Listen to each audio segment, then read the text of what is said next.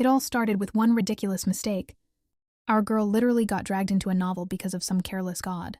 As compensation, the god offered her any wish she wanted. Sounds amazing, right? Well, she took so long thinking about the perfect wish that she completely forgot about it. And honestly, she didn't care that much anyway. So instead, she played the game her own way. Using her knowledge of the story, she climbed all the way to the top, standing beside a very handsome male lead. Together, they reached the perfect ending everyone dreams of. A happily ever after. Except that wasn't the end. Because after the ending, reality hit hard. Nobles were still scheming behind her back, and her so-called perfect husband? Way too possessive for comfort. Living like that slowly wore her down, until she finally made a bold choice. She divorced him. Still, not everything in her life was miserable. There was one thing she truly treasured. Letters from the Grand Duke.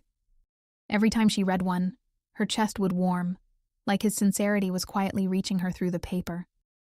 Pellis Termain, the Grand Duke of the North, was infamous among nobles. They mocked him as the Northern Beast, avoiding him like he was some kind of monster. And yet, to her he was different. Even though they had never met, he became her closest friend, the only one who seemed to truly understand her. It all started with a simple letter she sent after becoming empress. At the time, it was just basic courtesy, thanking him for not competing for the throne. But his reply? Unexpectedly warm, thoughtful, encouraging. And from that moment on, something quietly grew between them. Letter by letter, they got closer. They shared updates about their lives, gave each other advice, and sometimes talked about nothing at all. It was simple, but real. Because the truth was, she wasn't as strong as everyone believed. Being empress terrified her. But somehow, with the Grand Duke supporting her from afar, she found the strength to keep going.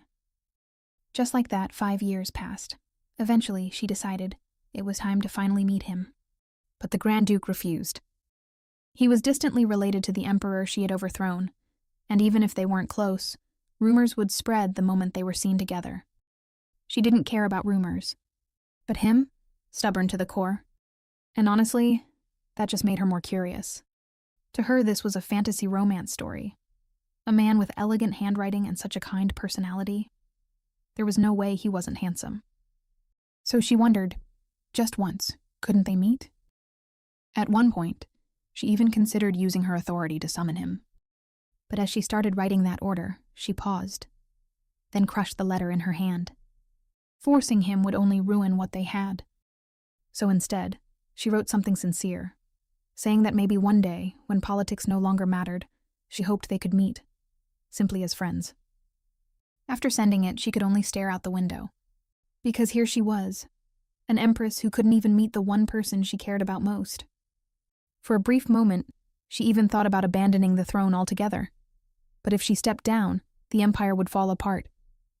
And ironically, things were about to fall apart anyway. Without warning, a hooded figure appeared behind her. It was her crazy ex-husband. Before she could even react, he drew his sword and calmly declared, if he couldn't have her, no one could. And in the blink of an eye, her life was cut short. In her final moments, only one thought remained. If she had known it would end like this, she would have done anything to meet the Grand Duke. Desperate, she begged the god for one more chance at a happy life. And just like that, she was sent back to the beginning. The moment she opened her eyes, Lithera went straight to the point. She sent a marriage proposal to the one man she had always wanted to meet. Somewhere deep in the frozen north, Lithera pushed through thick snow, making her way to the Grand Duke's territory. By the time she arrived, she was already exhausted. A man stepped out and asked, almost bluntly, if she was the one who proposed marriage. Lithera instantly froze, because standing right in front of her was the Grand Duke Pellis Termain himself. He explained he wanted to meet her in person before deciding anything, which was why he called her all the way here. Fair enough. But the moment she actually looked at him, that image she built in her head completely shattered. Instead of the refined, handsome noble she imagined, what she got was a man with a terrifying stare, a thick wild beard and a face marked with scars. And to make things worse, he immediately warned her to leave, coldly. like he was giving her one last chance to run before things got ugly. So yeah, the contract marriage? Already off to a great start. Lithera just stood there, silently taking him in. For a split second, she genuinely wondered if she had somehow walked into a horror story instead of a romance. But then reality hit her. She was judging him way too fast. Taking a breath, she steadied herself and politely asked him to lead the way inside. They had something important to talk about after all. As they walked, Pellis didn't stop warning her. He kept telling her she could still turn back, that no one would blame her, that she could change her mind any time. But she didn't stop. She had already decided. Inside the castle, things didn't exactly get better. Lithera glanced around, and something immediately felt off. The atmosphere was really strange. Before she could dwell on it, Pellis casually apologized, saying they weren't prepared to welcome guests. It had been a long time since anyone visited. That didn't help at all. If anything, it made everything feel even more unsettling. Was she shaking because she was scared? Or just because it was freezing? Even the servants and knights gave her this uneasy feeling, like she had stepped into a completely different world. At that point, she couldn't help but wonder, did she make a mistake trusting those letters? Because this place felt nothing like the warmth she imagined. Once they reached a room, Pellis didn't waste any time.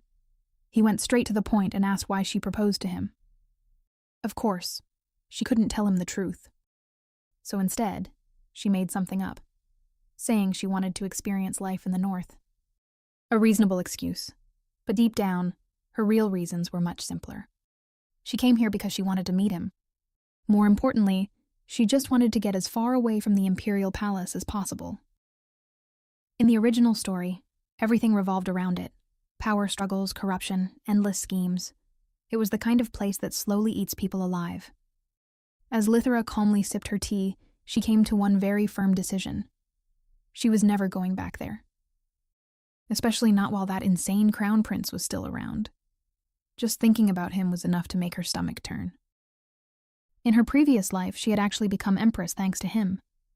The so-called male lead had given up the throne for her, and back then, she felt nothing but gratitude. Now she'd rather not even see his face from a distance, which made the north the perfect escape.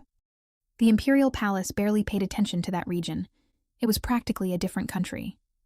If she wanted to disappear, there was no better place. However, she couldn't exactly say all that out loud.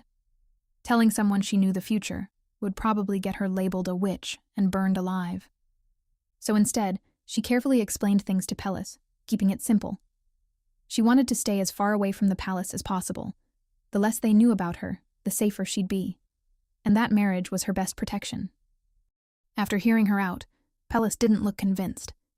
If anything, he looked concerned. He warned her that marrying him might actually make her life worse. The north wasn't some peaceful retreat. It was harsh, freezing, and crawling with monsters. Then, a bit hesitantly, he brought up the rumors about himself. The northern beast. A savage man with imperial blood, but no refinement. A monster who only knew how to kill. And if she married him, those same rumors would stick to her too. Even if it was just a contract marriage, she wouldn't come out of it untouched. With the way he described it, anyone else would have run for the door already, right? But not her. She already recognized this version of him. He wasn't trying to push her away. He was trying to protect her. This man, no matter how rough he looked, was still the same person who had comforted her through countless letters. The most sincere person she knew. That's why she didn't back down. Instead, she firmly told him that none of those problems mattered to her. In fact, she even flipped it around. To her, those so-called disadvantages were actually advantages. The constant monster threat meant the palace needed him more than he needed them. And those nasty rumors? They kept annoying nobles far, far away. From her perspective, this place was perfect. She also assured him she had thought everything through before coming there, and gently told him to stop belittling himself. Because to her, he mattered. His reputation, his status, none of that changed her opinion. After all, she came all the way to the north just to meet him. She wouldn't have done that if he wasn't worth it. And just in case he still felt uncomfortable, she even offered a way out. If being her husband would really harm her, then they could simply remain friends. With a warm smile, she added that even if friends hurt each other sometimes, that was okay too. Those words hit Pellis harder. He just stared at her, clearly shaken, then asked her to confirm. Did she really mean all that? Even after seeing him like this? Lithera admitted honestly. Yes, she had been a little scared at first. I mean, who wouldn't be? But she was certain now. He wasn't dangerous, nor did he have any intention of hurting her. And besides, in a contract marriage, appearances didn't really matter anyway. After saying all that, she suddenly got nervous. Maybe she had gone too far. So, a bit cautiously, she asked if he'd prefer her to leave instead. For a moment, everything went quiet. Then Pellis suddenly stood up. He hesitated, before firmly saying, no, he didn't want her to leave. There was something she needed to explain first. Then he revealed a pile of letters. He admitted he hadn't wanted to bring it up the moment she arrived. But this was the real reason he had called her here. Looking straight at her, he asked, did she recognize them? The moment Lithera saw them, her entire body froze. Those letters were all the ones she had sent him. Every single one. Her mind began to race. Why were her letters here? Now let's shift to the Grand Duke's perspective, the day before Lithera's proposal letter arrived. That day, Pellis received an invitation from the Imperial Palace. Without even sparing it a second glance, he ordered his butler to throw it away. But the butler hesitated, explaining that this wasn't a simple invitation. It was an imperial order. Even then, Pellis didn't budge. Order or not, it meant nothing to him. He had no intention of going. To him, it was nothing more than yet another form of mockery. With that, he dismissed the matter entirely, sending the servant away and retreating into the silence of his room. Frustration weighed heavily on him. Why couldn't they just leave him alone? He had no interest in the petty power struggles of the Imperial Palace, no desire to get tangled in their schemes. That place was nothing but an inhuman golden jungle, a suffocating world he wanted no part of. There might have been someone he could have spoken to, but he knew better than to hope for that. After all, who would willingly approach the Northern Beast? A man shunned by every noble in the Empire. As those thoughts lingered, his gaze slowly drifted toward a drawer nearby, where a faint glow flickered from within. Curious, he opened it. Inside lay a stack of letters, glowing softly like sunlight breaking through the dark. He stared at them, completely baffled. What were these letters? And now, after hearing his explanation about how the letters mysteriously appeared, Lithera stands there, visibly shaken. She asks again, just to be certain. Did they really just appear out of nowhere? Pellis admits it sounds unbelievable even to him. Lithera can't hide her frustration toward the idiot god. If he were going to send her back in time, why didn't he bring Pellis with her too? What if he thinks she's a witch? Suddenly, Pellis gently places a hand on Lithera's shoulder, asking if she's okay. Almost immediately, he pulls his hand back, apologizing for the contact, and explaining that she looked quite shocked. Lithera is briefly taken aback, but she quickly regains her composure, assuring him that she's fine, just a little caught off guard. Pellis reassures her that he's not accusing her of anything. He simply wants to confirm whether she is truly the person mentioned in those letters, from the future. So she suggests that he sit down first, since she has a long story to tell. After taking the time to explain everything, Pellis gradually begins to grasp the concept of her reincarnation. Even so, Lithera still feels uncertain, worried that it all sounds too unbelievable for him to fully accept. Trying to convince him, she excitedly suggests giving him hints about future events. If those events come true, it would prove her claims. But before she can continue, Pellis stops her. He tells her there's no need for such demonstrations. He reveals that he has already consulted a priest to examine the letters. A flashback reveals that the priest was astonished by their aura, claiming he had never encountered such powerful holy energy before. Even without reading their contents, the priest recognized their significance and advised Pellis to treasure them as sacred relics. Pellis had unknowingly received letters from the future, written by Lithera, who considered him a close friend. Through those letters, they shared casual conversations, heartfelt advice, and even the occasional harsh truth. Most of the time, they simply spoke honestly about their feelings, free from political games. It was a pure and genuine friendship. Pellis couldn't help but wonder why fate had allowed him to receive those letters, why he had been shown a glimpse of a future friend. Was it a sign from a higher being, urging him to find her? The thought left him conflicted and frustrated, unsure of what he was supposed to do after finally meeting her. But before he could dwell on it any further, the butler interrupted him with news of a letter from the Murto household. Pellis immediately asked if it was from Lithera. When the servant confirmed it, Pellis didn't hesitate. He snatched the letter and opened it right away. Confusion washed over him. The letter had arrived 1 year earlier than expected. But what shocked him even more was its contents. It was a marriage proposal. Back in the present, Pellis nervously admits to Lithera that when he received her proposal, he was completely stunned, even more shocked than when he first discovered the letters from the future.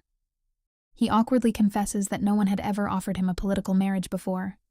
While he apologizes, Lithera can't help but think that Pellis is far more innocent than he appears.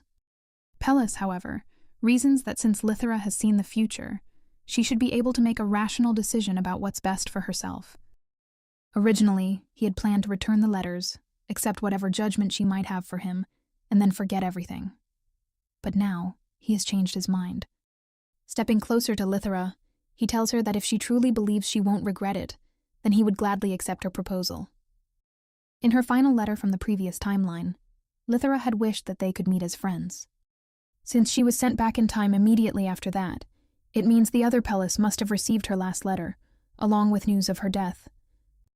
That realization settles it. Pellis decides he won't turn her away, not if it means neither of them will have any regrets. With a bright smile, Lithera tells him to look forward to becoming her husband. Taking his hand, she asks if she can call him by his name instead. It feels too distant to be formal with a friend. While avoiding eye contact, Pellis agrees. Then, in a surprising turn, he says he should show her more respect. After all, she has lived 3 lives and is technically much older than him. So he starts calling her ma'am. It literally makes her sound like a strict schoolteacher, so she quickly insists that he just call her Lithera instead. Though he finds it a bit impolite, Pellis awkwardly agrees. With that settled, they proceed to sign their marriage contract.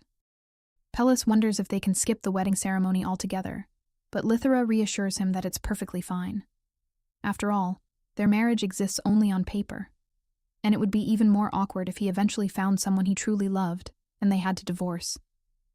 Pellis is visibly taken aback by her words and immediately shuts the idea down. Then he asks if he had a wife in her previous life. She says Pellis hadn't, at least from what she knew before her death. But then again, no one knows what the future holds. With a confident smile, she tells him that if he ever finds someone, he should let her know first, and she'll have the divorce papers ready within an hour. Poor man gets hit with a divorce threat, just minutes after sealing his marriage. As they stroll through the hallway, Pellis tells Lithera that he will introduce her to the main servants. He assures her that if she needs anything, she should ask them without hesitation. When they meet the staff, Pellis introduces the butler and the maid. However, it's immediately clear from their expressions that they are far from welcoming. Still, Pellis proudly presents Lithera as the new Grand Duchess and entrusts her care to them. Lithera recalls the unsettling stares she received when she first arrived, and now the servants begin whispering among themselves, growing increasingly bold as they openly express their disapproval of the marriage. Both Pellis and Lithera are completely caught off guard. Jürgen even goes so far as to suggest that Lithera return to the south immediately. Are they seriously trying to get rid of her already? Barely holding back his frustration, Pellis firmly states that he will not tolerate such blatant disrespect. Unfazed, Jürgen stands his ground. He insists that their minds are made up, and that the lady deserves far better. The couple is left speechless. Jürgen then expresses his disappointment in Pellis, admitting that while he had encouraged him to find a wife, he never expected him to take advantage of a vulnerable woman. Meanwhile, Nikki steps closer to Lithera, gently taking her hands and whispering that if she wants to escape, all she has to do is say the word. They are willing to risk their lives to help her. At that moment, Lithera finally understands. Those earlier stares weren't hostility. They were concern. They thought she was terrified. Pellis quickly interjects, insisting that the servants are worrying over nothing. Frustrated, he covers his face with his hand and apologizes to Lithera. Lithera shakes her head, feeling that she should be the one apologizing for causing such a misunderstanding. Without thinking much, she casually calls him by his nickname, Pell. Both servants practically drop their jaws upon hearing it. Lithera smiles warmly, thanking them for their concern, and firmly declares that she has no intention of returning south, even revealing the truth. This marriage was her idea. Pellis immediately turns bright red as he stammers, explaining that saying it like that will only deepen the misunderstanding. Like it was no biggie, she simply said it again.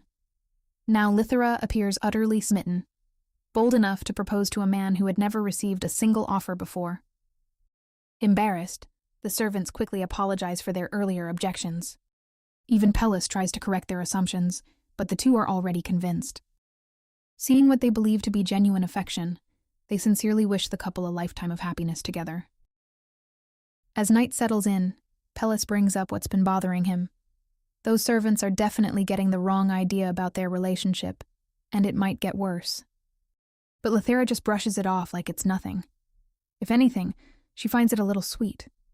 To her, it just means the servants see him as someone worthy of being loved. For a moment, it reminds her why she came here in the first place, to keep things simple. No romance, no complicated feelings, just pure friendship. She admits she still believes in that, but at the same time, she can't deny the truth. People's feelings can change, and maybe someday, what they have now could turn into something more. Hearing that, Pellis gently reminds her of everything she has been through. If people keep misunderstanding their relationship, it might end up hurting her in the end. She admits it. The thought of loving someone terrifies her. Even imagining it makes her chest tighten. She knows all too well how something warm can turn into something painful. But instead of backing away, she steps closer, then suddenly blurts out what she really feels. She doesn't want her fear to make people see him as unlovable.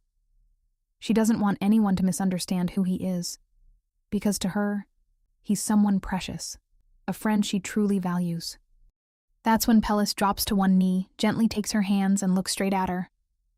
Even if this marriage is just a contract, even if they never become anything more than friends, as long as they are husband and wife, he will stay by her side. He will never abandon her. These weren't just empty words. Back when she took the throne, people from the old regime approached him, urging him to rebel. They insisted she wasn't the rightful ruler. He could have taken power for himself if he easily wanted, but he didn't. He rejected them, and fought back against every single one. When she tried to thank him back then, he refused any reward, said he was just doing his duty. The only thing he ever wished for was to remain loyal to her. And now, in this life, he's making that same promise again. Unshaken, unconditional, without expecting anything in return. He even makes it clear, he's not trying to bind her to anything. If one day she wants to leave, if she finds someone else, he'll let her go. Lithera can't hold back anymore. She suddenly throws herself into his arms, hugging him tightly. This is why she wanted to meet him so badly, because she already knew this is the kind of person he is. Someone she could trust, someone who would never hurt her. She tells him honestly, even if all she can offer right now is friendship, she'll do everything she can to repay his loyalty. As long as she stays by his side, she knows she'll find happiness. And more than that, she wants him to be happy too. For a brief second, Pellis hesitates. Then slowly, he hugs her back and promises he'll do everything he can to be worthy of the trust she's given him. You'd think after all that emotional bonding, things would finally calm down, right? Absolutely not. The real enemy shows up, and it's not just a little chilly cold. We're talking bone-freezing, soul-leaving-your-body kind of cold. Our girl is shivering like crazy, her teeth clattering nonstop, feeling like her bones are turning into icicles. At this point, she can't help but wonder, is this really how her third life ends? Frozen to death in the north? Meanwhile, Pellis is just existing, no blanket, no problem. Seriously, what is this man made of? Noticing her suffering, Pellis walks over and asks the obvious, if she's cold. I mean, He can practically hear her teeth playing percussion at this point. Without wasting time, he wraps her up in a thick fur blanket. Lithera, a bit embarrassed, admits she's still not used to the northern weather. Pellis promises to have the heating increased tomorrow. For now, she's bundled up so tightly she basically looks like a human burrito. And yet, she's still freezing. Pellis pauses, clearly at a loss. He even apologizes, unsure what else he can do. Apparently, he's never met someone this weak against the cold. Left with no other option, Lithera hesitates, then awkwardly loosens the blanket and asks if she can borrow his body heat. So now, they're awkwardly holding each other. And Pellis, being Pellis, shyly asks if this is actually supposed to work. Lithera nods, already feeling the warmth returning, casually comparing him to a giant black bear, which fits him a little too well. Before long, she drifts off to sleep, but Pellis stays awake. Moments like this were never something he allowed himself to imagine. He had always accepted that he'd live alone. Then the memories creep in, his parents' deaths, and his father's final warning, never trust anyone. But here he is, wanting to trust Lithera, just as much as she believes in him. Suddenly, Lithera starts mumbling in her sleep.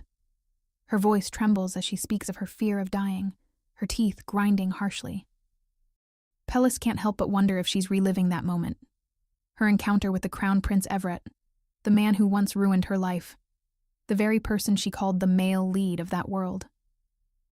As the grinding grows worse, worry flickers across his face. At this rate, she might actually hurt herself.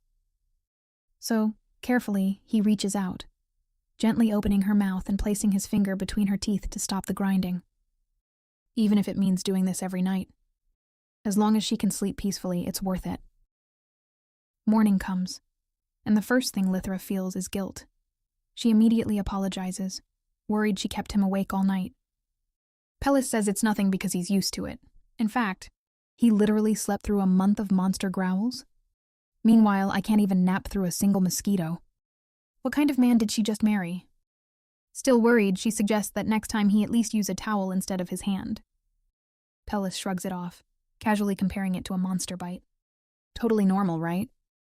When she apologizes again, he suddenly uses her own words against her, reminding her that friends are allowed to hurt each other sometimes.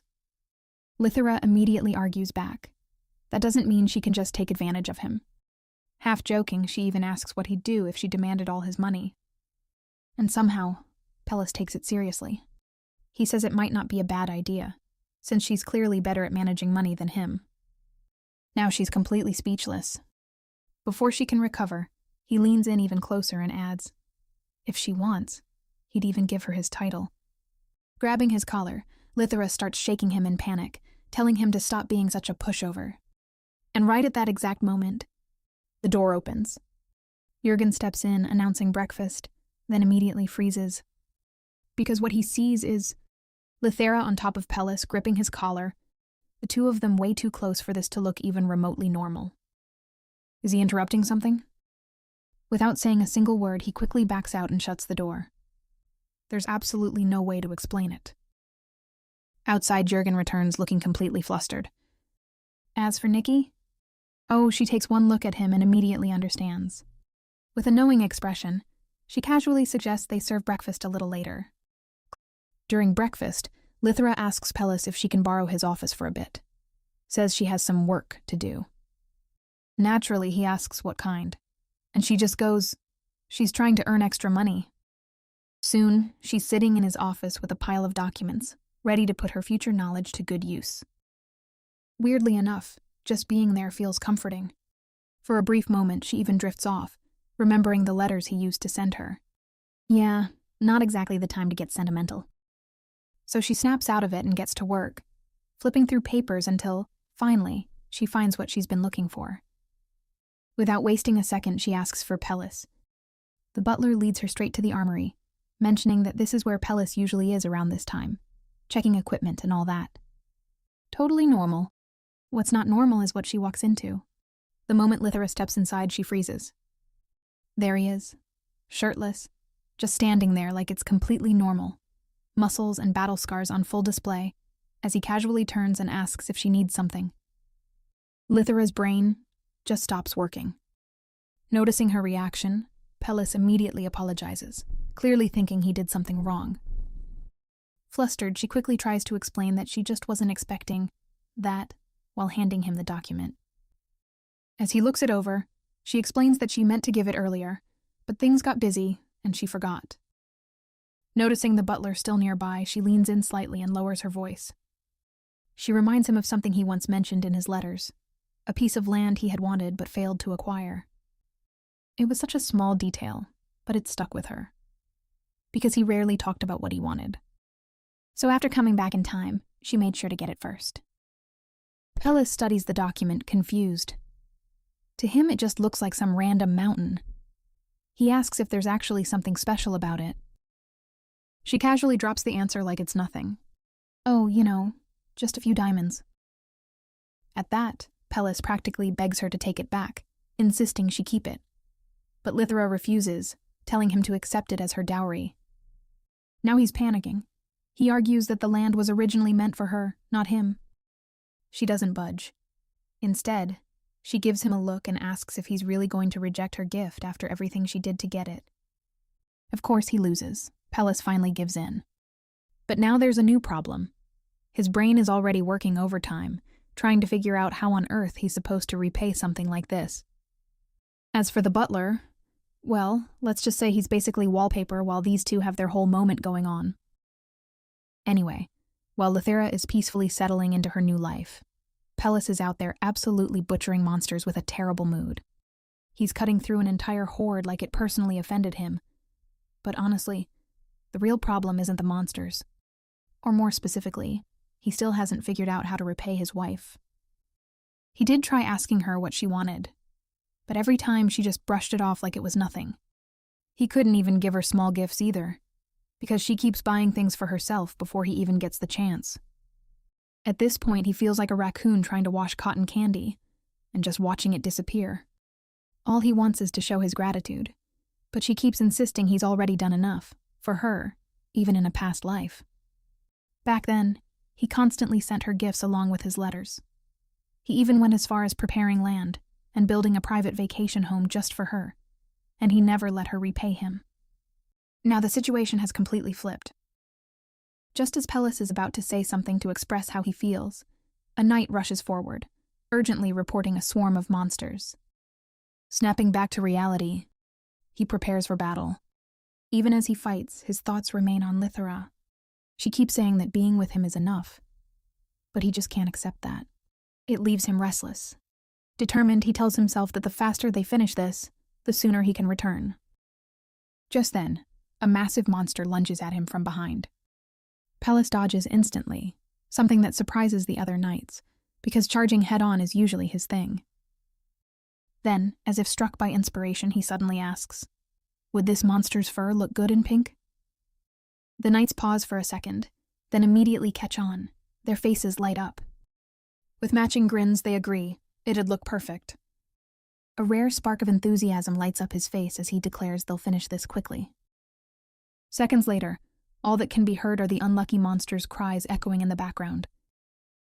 Not long after, Lithera finds herself staring at a coat made from that very fur. She's never seen anything like it. The color alone is already eye-catching. Fresh from the bath, Pellis urges her to try it on. Feeling she can't refuse, especially considering the effort he must have put into it, Lithera wraps herself in the coat and asks if it suits her. Bathed in soft light, she seemed to glow, leaving Pellis completely mesmerized. For a split second, he even considers going out and hunting 100 more monsters.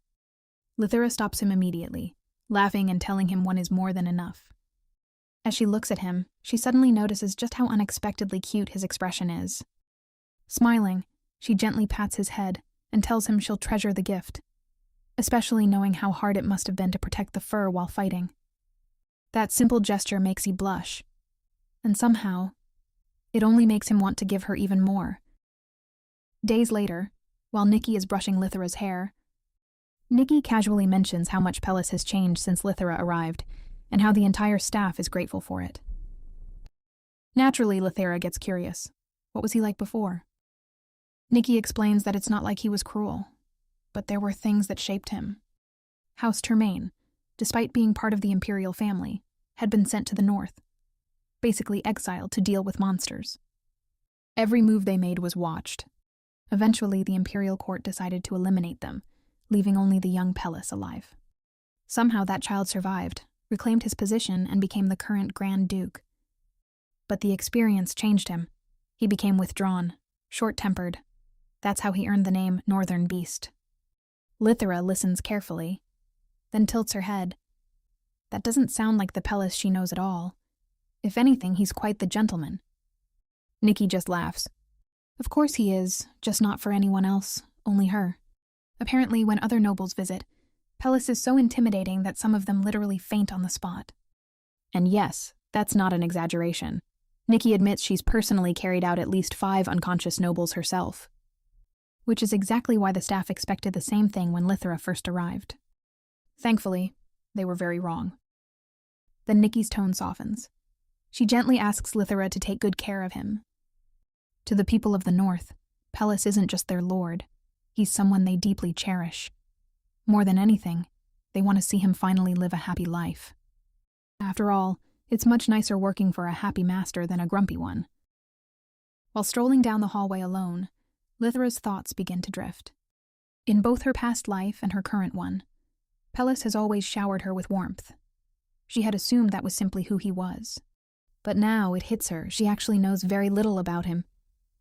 Curious, she wonders what others think of him as well. Lost in thought, she is suddenly interrupted by a knight greeting her. He introduces himself as Kane, a knight from the top division. Kane explains that he has wanted to thank Lithera for some time, and feels honored to finally have the chance. Lithera looks puzzled at first, but Kane quickly elaborates. He tells her that Pellis has changed significantly since her arrival. According to him, Pellis genuinely looks happier now, and seeing that brings him great joy. Kane deeply respects the Grand Duke, so witnessing that change means a lot to him. Hearing this, Lithera falls silent. It's exactly what Nikki mentioned earlier. She realizes that her husband must have lived a very lonely life. He never spoke about his true feelings, but now she understands why he constantly downplays himself. A quiet determination rises within her. Lithera promises herself she'll do even more to make him happy.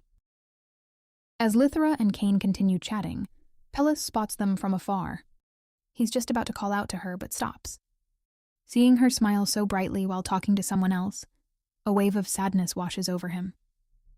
It feels like standing in the middle of a blizzard, overwhelmed by the cold. No matter how much he wants to do for her, he feels he has very little to offer. Silently, he turns and walks away, but Lithera notices. Quickly, she calls out his name and rushes after him, saying she had actually been hoping to talk to him. Pellis barely glances at her before turning his face away and quickening his pace. In his mind, he's already decided their marriage will only harm her. It's not too late for her to find someone better. Trying to catch up, Lithera asks what's wrong, but Pellis keeps avoiding her, refusing to answer. Eventually, unable to keep up, Lithera stumbles and drops to her knees, still calling out for him to stop. That's when Pellis finally reaches out his hand. Concerned, he asks if she's okay. He apologizes, saying he never meant to make her uncomfortable. With determination, she grabs his clothes and demands to know why he's been avoiding her, declaring that he can't run away from her anymore. Meeting his gaze, she tells him firmly that whatever the problem is, they can face it together. Pellis looks away, embarrassed and unable to put his feelings into words. Lithera understands. So she tells him that Nikki and Kane shared stories about his past, and about how much he's changed since she came into his life. He lowers his head, belittling himself. He calls himself a fool trapped in isolation, admitting he struggles to express himself in any way other than anger, and still doesn't know how to properly treat her. He even criticizes his appearance, saying he's grown used to putting himself down. Before he can spiral further, she gently lifts his chin. She tells him to stop.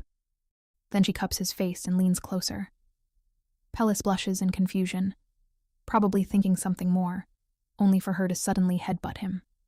Standing up, Lithera raises her voice and boldly calls him out, questioning how he could dare wallow in self-pity in front of her. Rubbing his head in confusion, Pellis is completely thrown off.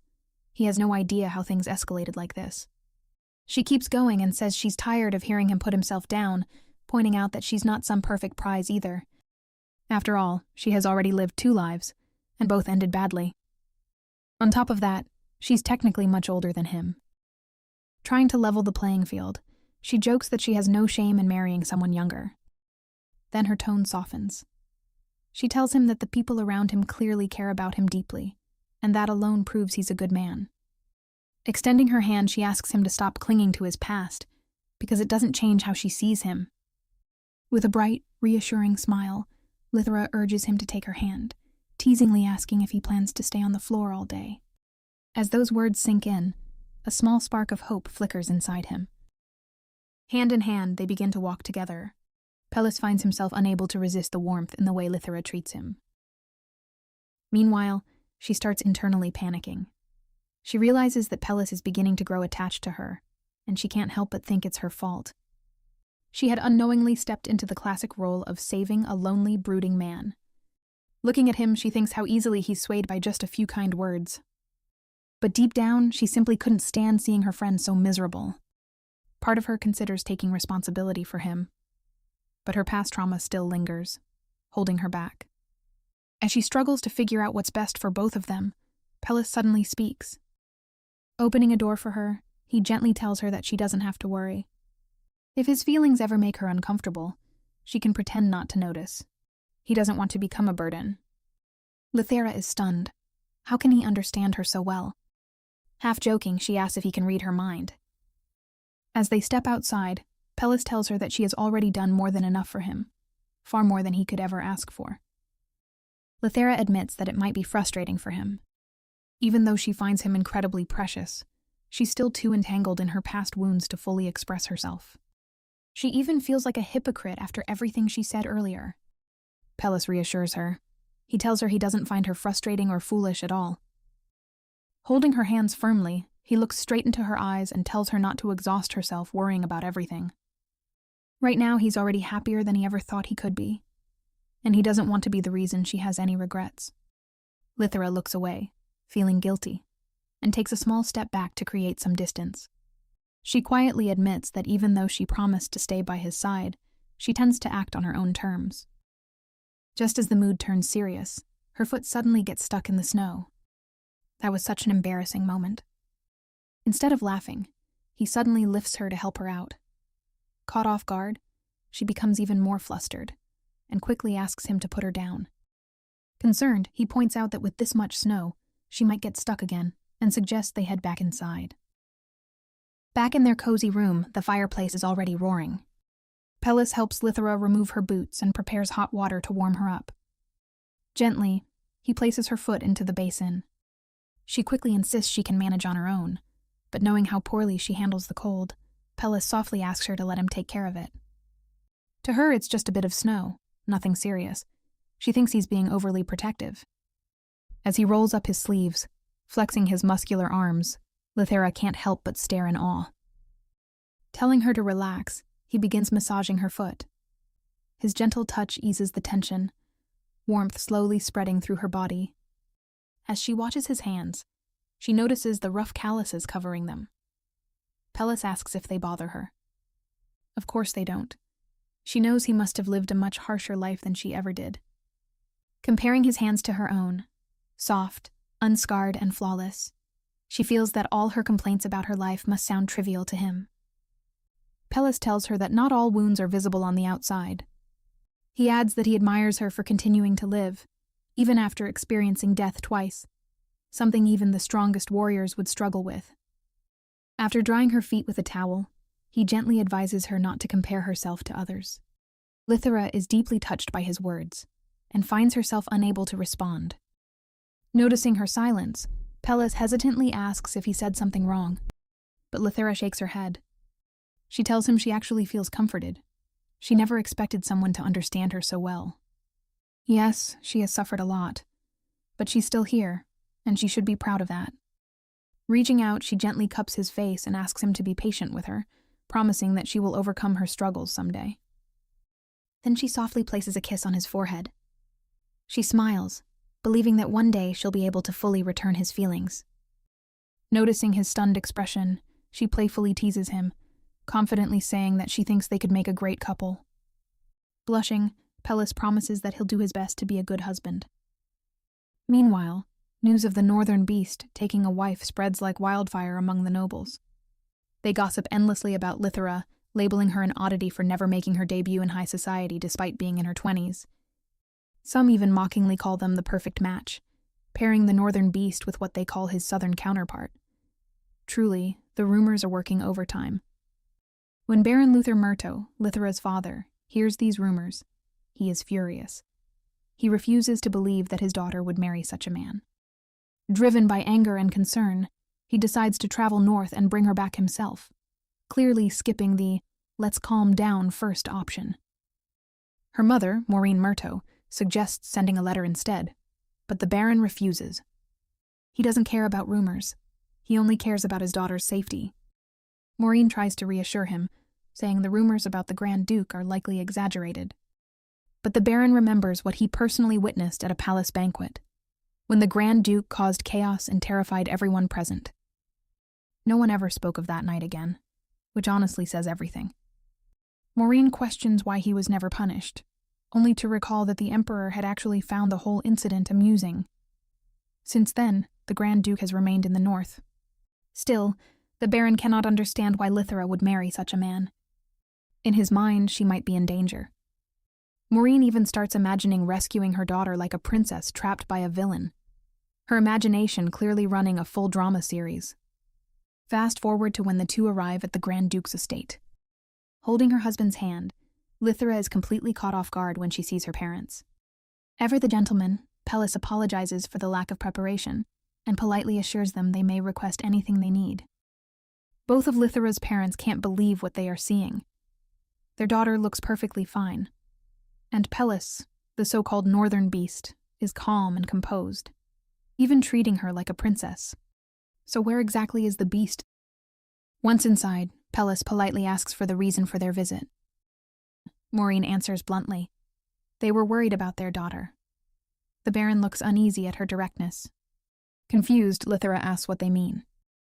Her mother explains they were concerned about her frail health and were shocked when she suddenly disappeared, only to later hear she had gone to the freezing north. In both the original story and her previous life, Lithera's parents barely paid attention to her, and now, this might be the most they've ever spoken to her. Unable to hold back, she asks why they suddenly care. Her father slams the table. Luther explains that ever since she was born, she had been constantly sick, on the verge of death multiple times. That's why he never introduced her to society and ignored the gossip surrounding her. Raising his voice, he expresses his frustration. How could she think he didn't care, only to go and marry someone like the northern beast? Pellis steps in, calmly summarizing the situation. So, essentially, her father disapproves of him, straight to the point. Realizing he may have gone too far, the Baron quickly apologizes. To everyone's surprise, Pellis remains composed. He tells them they can speak freely without worrying about hurting his feelings. He's used to it. But Lithera interrupts, telling Pellis that it's okay for him to be upset by such comments. He simply shakes his head. He believes he brought that reputation upon himself. And as her husband, it's his duty to remain respectful toward her father. He says this shyly. This completely shocks Luther, so much so that he faints on the spot. Pellis immediately panics, apologizing for the situation like this is somehow his fault. Meanwhile, Maureen casually pushes her unconscious husband aside and demands to know how the two of them ended up married. Priorities. Reluctantly, Lithera answers honestly, saying they were connected in a past life. Technically not a lie, but definitely not convincing. Her mother doesn't buy it. So she quickly changes her story, claiming it was love at first sight during her travels. Still unconvinced, Maureen points out that Pellis doesn't match the type of men Lithera usually prefers. Wait, since when did they even discuss her preferences? Pellis, quietly listening, catches onto one key detail. She likes handsome men. Flustered, Lithera immediately denies it and even blames her mother for bringing it up in front of her husband. Her mother sighs. She says she won't force Lithera to tell the truth, but at the very least, she should have informed them about the marriage. Finding out through rumors was disappointing. Lithera lowers her head and apologizes. She admits she assumed things would be the same as before. that they wouldn't care. She never expected this reaction.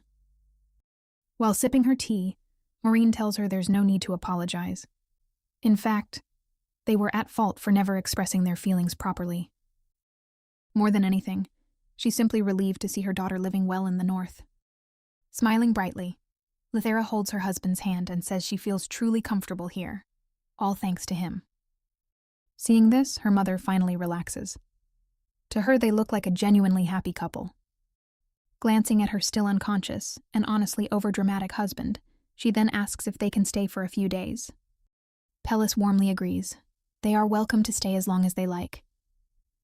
As night falls, our sweet couple sits together, talking about everything that happened during the day.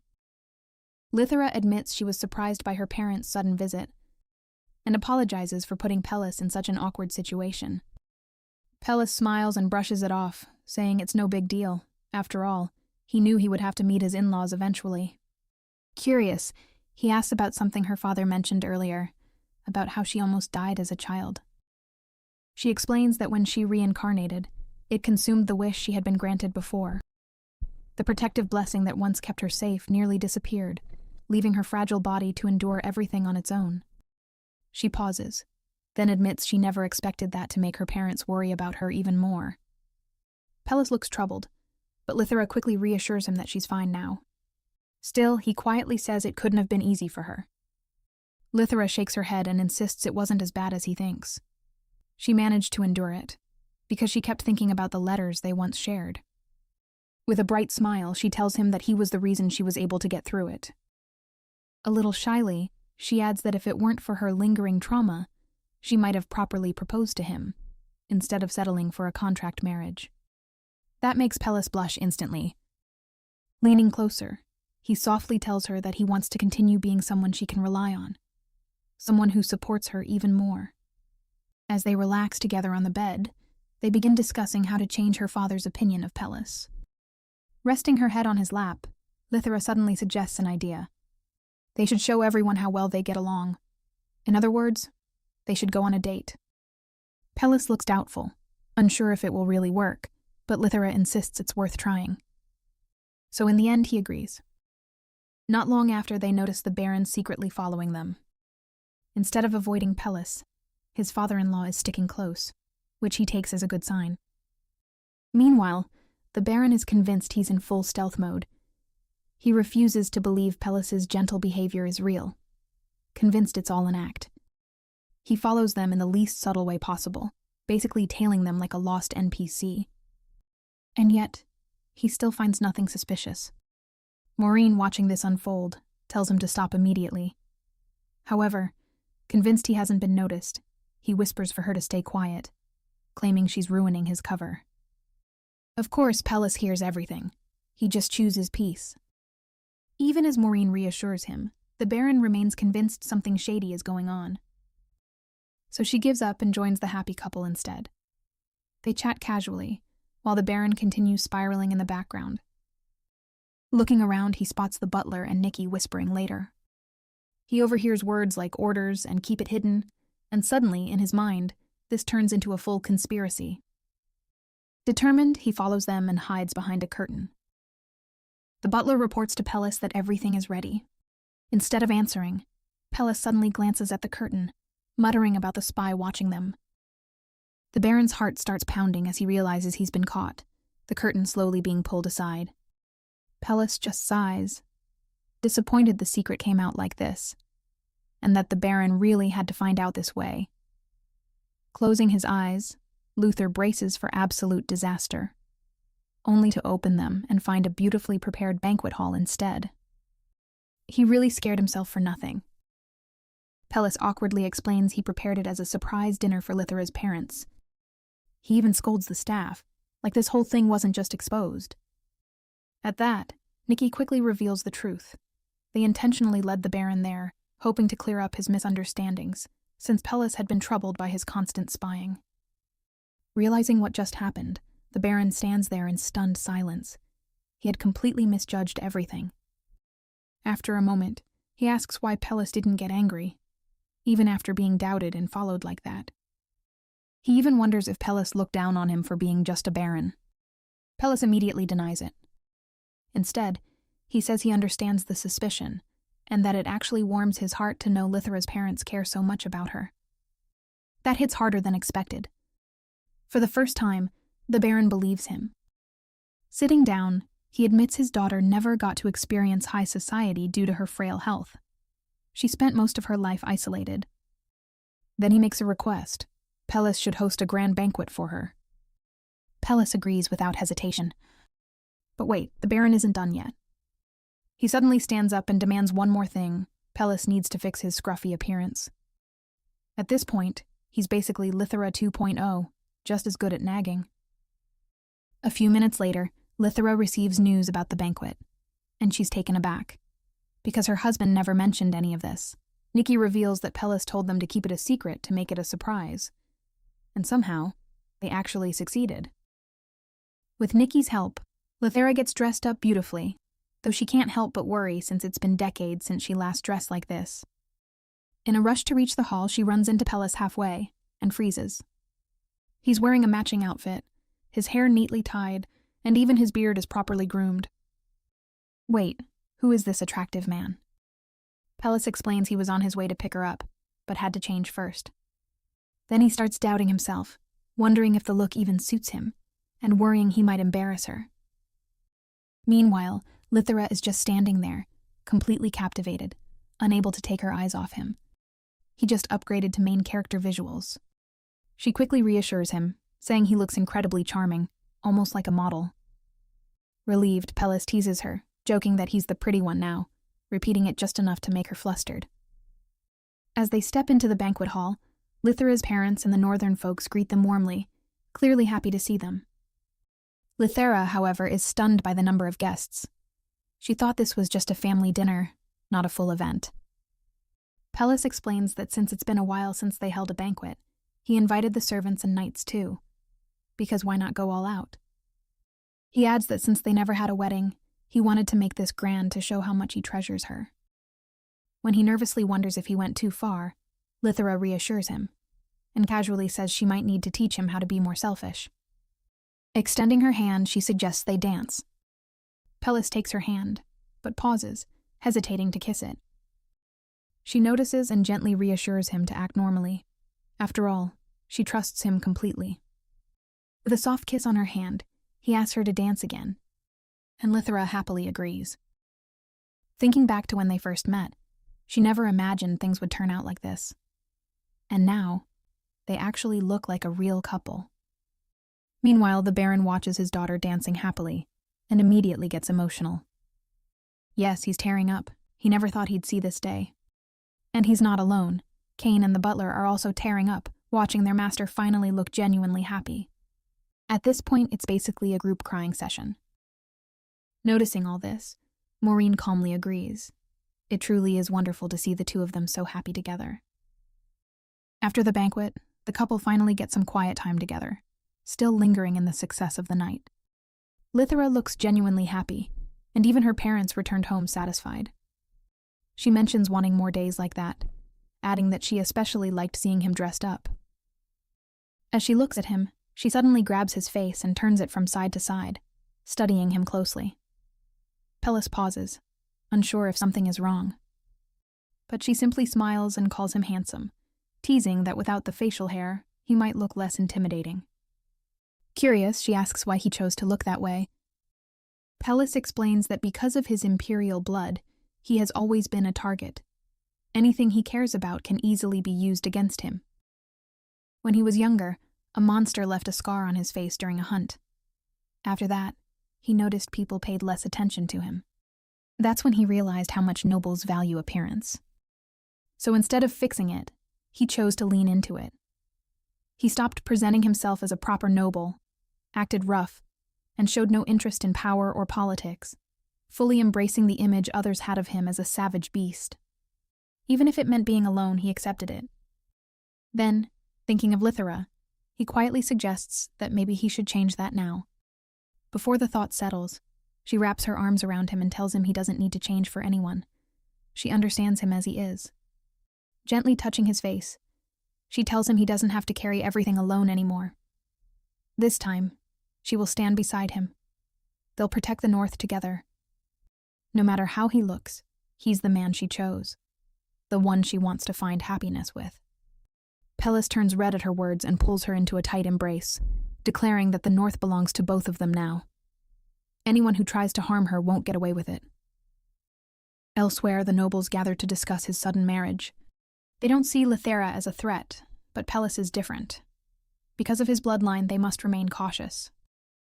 Back in the North, Lithera visits her husband's office and immediately notices something unusual. He's wearing glasses. She teases him about looking older, and asks if the nobles have started bothering him since news of their marriage spread. As expected, he's buried in work. Even without interest in politics, his lineage keeps him involved. Without warning, Lithera sits on his lap, catching him completely off guard. While he's still flustered, she begins checking the documents on his desk. It doesn't take long before she recognizes the names behind them. They're the same people who betrayed her in her previous life. Now she wants revenge, not through force, but by driving them into bankruptcy. Pellis immediately offers to handle it himself, but she stops him and tells him to trust her.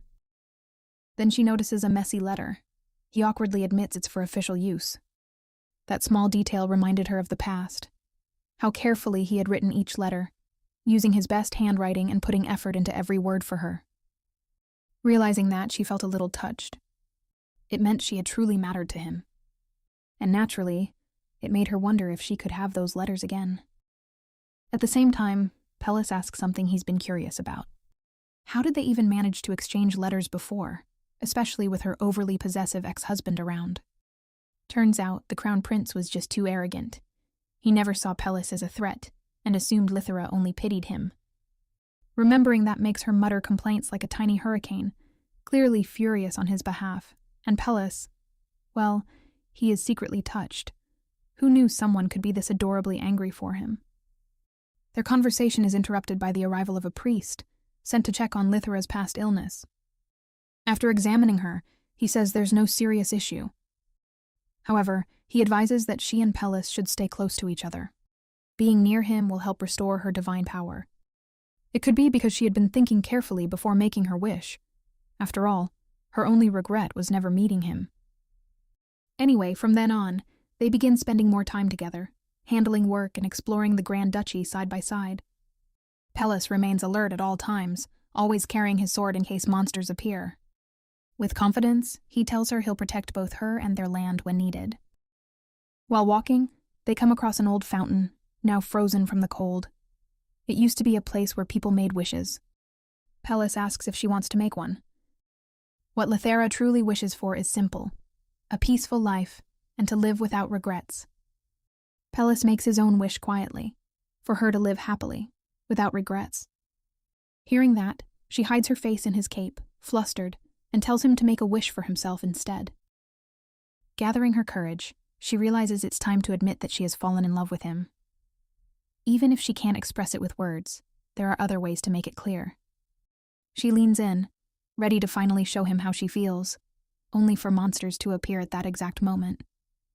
Monsters, apparently rampant throughout the North, conveniently carry magic stones in their bodies. Because, of course, every self-respecting fantasy romance needs a little magical plot device.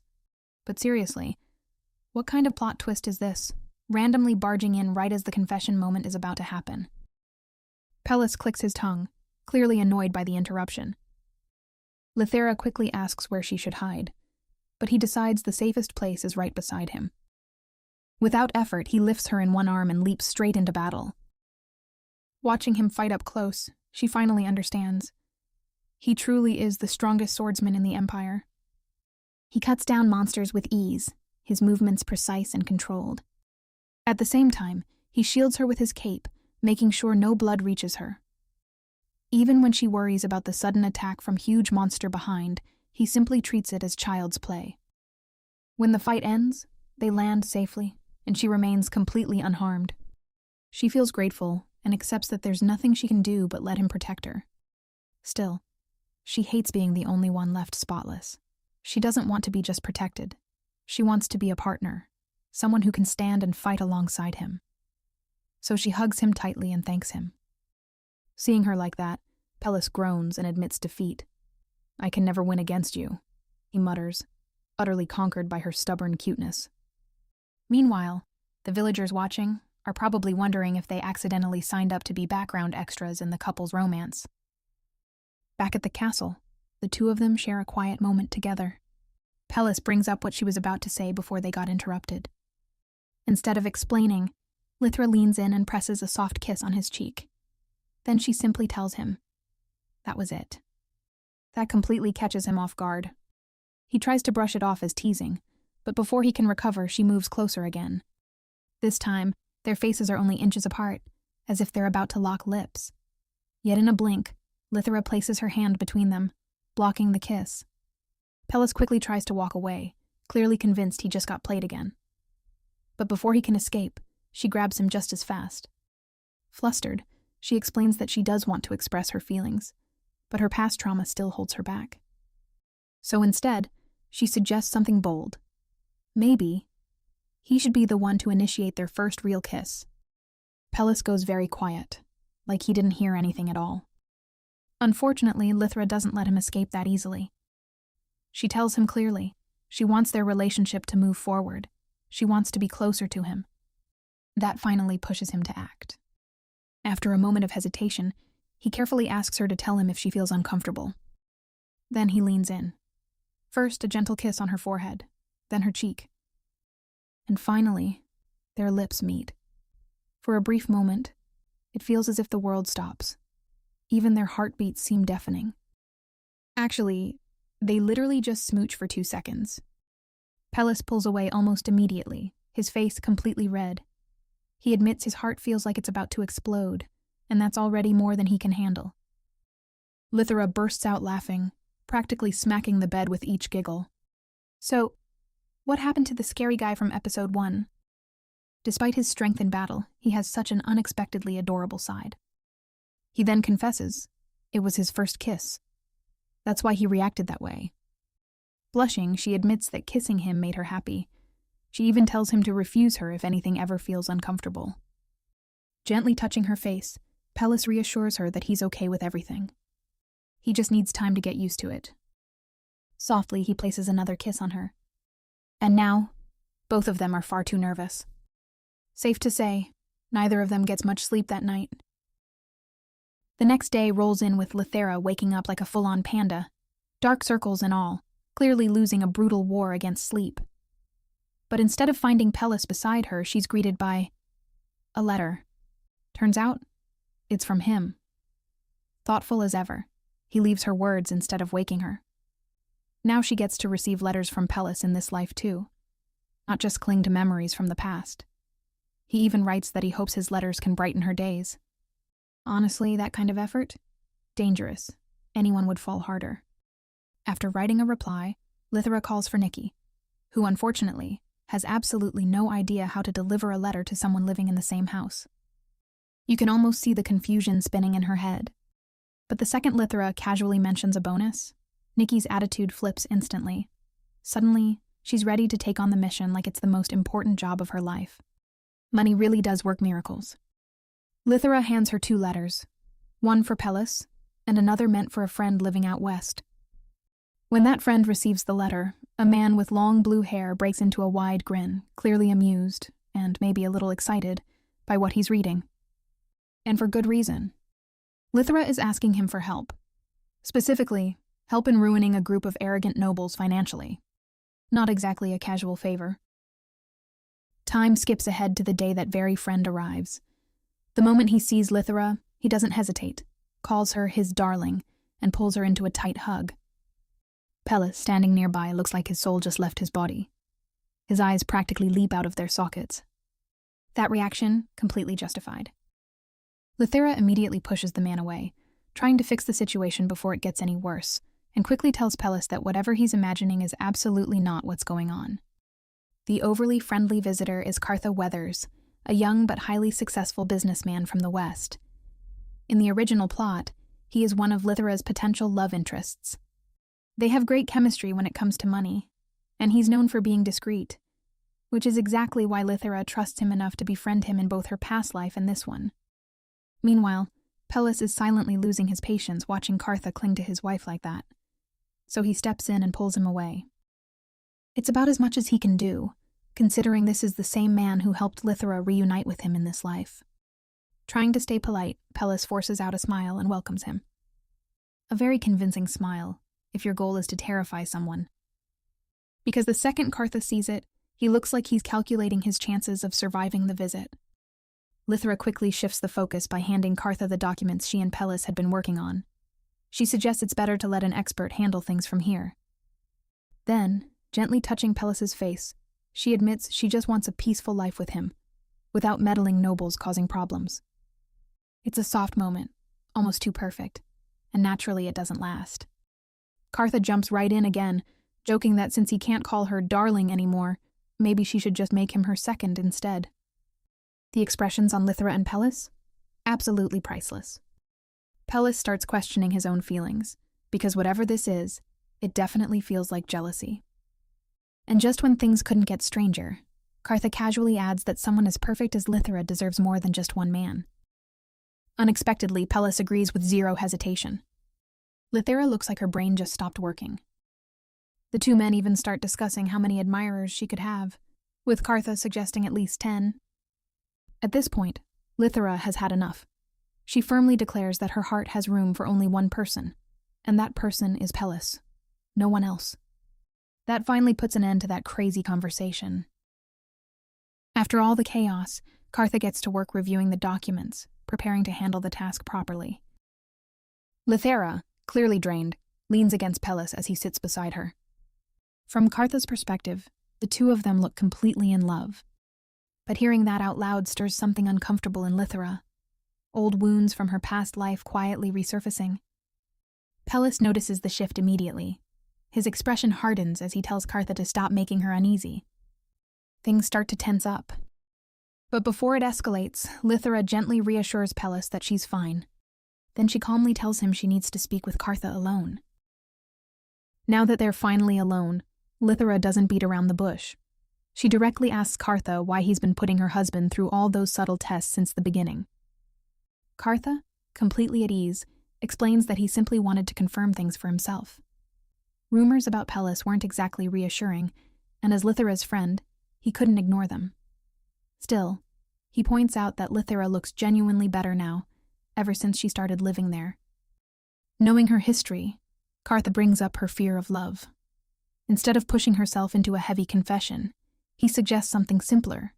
Just tell Pellis that she likes him. His advice catches her off guard. Lithera realizes she really does like Pellis, yet she's never once said it aloud. Funny how the simplest truths can stay buried the longest. Not giving her time to overthink, Kartha nudges her to go talk to Pellis, who, on the other side, is quietly beating himself up over how he acted earlier. Lithera calls out to him, her voice careful, her gaze drifting away as she admits she wants to talk. Pellis, however, has already imagined 10 different worst-case scenarios. His face alone looks like he's preparing for heartbreak. His imagination really needs a break. Seeing that, Lithera quickly clears things up, assuring him that he's completely off track. They step outside for a walk, the fresh air doing little to calm Lithera's nerves. Her thoughts keep circling, searching for the right way to say what's been sitting in her heart. And then, without warning, Pellis drops to one knee. He takes her hand and confesses that he wants to stay by her side. Even if she chooses someone else, he says he'll accept it, as long as she's happy. For him, simply being near her is enough. It's touching, almost perfect, right up until he adds that he wouldn't mind being second, or even 10th. Sir, we were rooting for you until that last part. Closing the distance, Lithera finally gathers her courage. She tells him she likes him, not love. She's not there yet, and she's honest about it. She can't promise to feel as deeply as he does right now. Surprisingly, that honesty brings them closer instead of pushing them apart. Then, Lithera admits the truth. It was actually Kartha who told her to take things slowly and express her feelings little by little to Pellis. As if perfectly timed, Kartha chimes in, saying that while he might come off as playful, he does take certain things seriously. Of course, he can't resist adding a joke. Since he helped her, maybe she could return the favor by telling him she likes him too. Typical Kartha, always looking for something in return. Lithera lets out a small sigh, pointing out that if she didn't already like him as a friend, would he really still be around after everything they've been through? That question lands better than any teasing remark. Kartha simply smiles, clearly satisfied. He admits that's exactly why he grew to like her in the first place. He recalls how, even as a sickly child confined to her bed, Lithera never lost her curiosity about the outside world. That endless hunger to learn left a strong impression on him. That's what made him start helping her. And somewhere along the way, that support turned into a genuine wish for her happiness. Now, even knowing her heart already belongs to someone else, Kartha finds comfort in seeing her smile. That alone is enough for him. When he asks if love still frightens her, Lithera doesn't deny it. She smiles and admits that fear is still there. But this time it's different, because as long as Pellis is by her side, she feels like she can face anything. Hearing it, Kartha finally relaxed. He could walk away without lingering doubts, knowing that his little playful meddling had actually helped push things in the right direction. Mission accomplished, with a bit too much flair, as expected. Watching Lithera confront her fears head-on, Pellis slowly opens up about his own past. He shares a painful memory. His parents once had a trusted friend, someone they believed in completely. But greed twisted that bond, leading to betrayal, and ultimately, their deaths. His father's final words still echo in his mind. Never trust anyone. Those words built walls around him, making it hard to rely on others. Even so, Pellis chooses a different path now. Because living with regret scares him more than taking the risk. He reached for her, holding her firmly as he confessed that he liked her, and that he wanted to face his fears together with her. She was the one person who had reached out to him first, when he had already shut everyone else out. It wasn't perfect, but it was sincere, and that was what mattered. Now the two of them had one goal, to keep moving forward toward their happy ending together. Not long after, a letter from Kartha arrives. He reports that he handled everything immediately upon returning west, adding that the results should start showing within 1 to 2 months. Efficient as ever. But that's not the only thing he mentions. He also brings up sudden monster attacks happening in the south, and raises concern about what might be unfolding in the north, where Lithera currently is. It seems the original plot is finally starting to move. Lithera reveals everything she knows to Pellis, the truth behind the world's coming downfall, and how they will save it. And just like that, the two of them are climbing a mountain during a full-blown snowstorm. Not exactly a relaxing trip. Somewhere deep in the northern mountains grows a sacred flower, said to hold holy power strong enough to restore balance to the world and wipe out monsters along the way. There's just one catch. Only the chosen one can pick it, which means Lithera doesn't get the luxury of backing out. She has to face it head-on. Good thing she's not alone this time. Pellis is right there with her, ready to see it through. They eventually take shelter in a cave to rest. The cold is brutal, so Lithera stays close to Pellis, wrapped in his coat and his warmth. Turns out the priest wasn't lying. Being near Pellis helps her power slowly return. Convenient, and a little suspiciously sweet. As for Pellis, his face is completely red. The man is overheating, and it's definitely not just because of the cold outside. Lithera casually brings up something from her past life. How Pellis didn't bother helping back then. Not even when the Crown Prince personally asked him. That one lands hard. Honestly, Pellis can't even argue. Before meeting Lithera, he didn't care about the world's problems. His focus was the north, and nothing else. But things are different now. If they want a future where they can actually live in peace with the people they care about, they'll have to stop what's coming.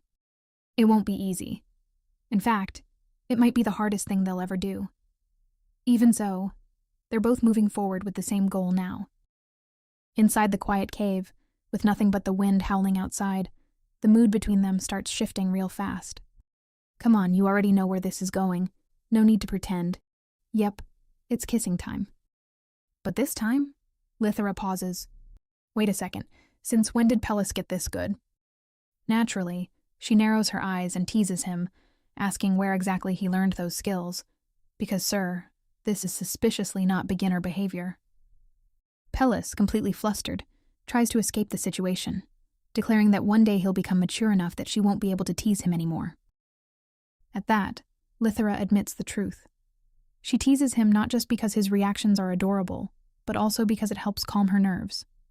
Pellis has such a strong presence that being playful makes it easier for her to stay at ease around him. Now they're both blushing, and neither of them is winning this battle. Of course, peace never lasts long for them. Right on cue, monsters crash in and romance is instantly cancelled. Within seconds, Pellis is fighting them off. But the cave is narrow, making it harder to move and deal with multiple enemies at once. From behind, Lithera watches anxiously. Pellis had taken off his armor earlier just to keep her warm, and now he doesn't have time to put it back on. Bad timing doesn't even begin to cover it. He fights without holding back, ignoring his own safety entirely. His only focus is protecting Lithera. And that's exactly what worries her. Realizing she can't just stand there, Lithera makes a move. Bam! An arrow flies straight through the air and takes down a monster cleanly. Perfect shot. Pellis pauses for a split second, surprised, and turns around, only to find Lithera standing there with a crossbow in her hands. So she was the backup all along. Concern immediately flashes across his face, but Lithera reassures him. She admits it wasn't easy. Pulling the trigger took effort, but she had Nikki bring her the simplest weapon available. Pellis points out that everyone in the castle can fight, so their idea of simple is completely different from normal people. He asks her to rely on him next time instead. Nice attempt, but Lithera isn't letting him off that easily. With sharp precision, she fires back with words. She calls him out for being reckless earlier, throwing himself into danger without caring if he got hurt. If he expects her to be careful, then he should do the same. Then, as if assigning homework, she declares that the lecture isn't over. They'll continue this discussion tomorrow. Looks like Pellis just earned himself a delayed scolding. Just like promised, the lecture isn't over. They walk side by side, and Lithera keeps going, pointing out every reckless thing Pellis did, one after another, her voice filled with worry more than anger. Pellis, on the other hand, just smiles, soft, a little shy and completely unbothered. His face even turns red as he admits he's actually happy hearing all of it. To him, this isn't nagging, it's proof that she cares. That reaction completely disarms her. Seeing him act like that, Lithera can't keep it up anymore. She grabs his hand and blurts out that this feels like their honeymoon. Big words, terrible timing, because the moment she says it, her brain immediately goes, wait, I've seen this pattern before. Romantic moment equals instant disaster spawn, every single time. And as expected, a massive monster shows up, towering over them like it pays rent on the mountain. As if that wasn't bad enough, the sacred flower Lithera needs is sitting right on top of its head. Of course it is. Why would this ever be easy? Pellis immediately moves, pulling Lithera close as he charges forward, fully prepared to face the oversized nightmare. Lithera admits this won't be an easy fight, but Pellis doesn't look worried. To him, difficulty doesn't mean impossible. And to prove it, he slices off one of the monster's arms in a single clean strike. Lithera can't even hide her shock. That was fast.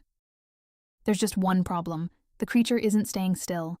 It keeps moving, making her mission nearly impossible. So she makes a bold call. Lithera quickly tells Pellis to throw her toward the monster's head so she can grab the flower. Risky and slightly insane, but effective if it works.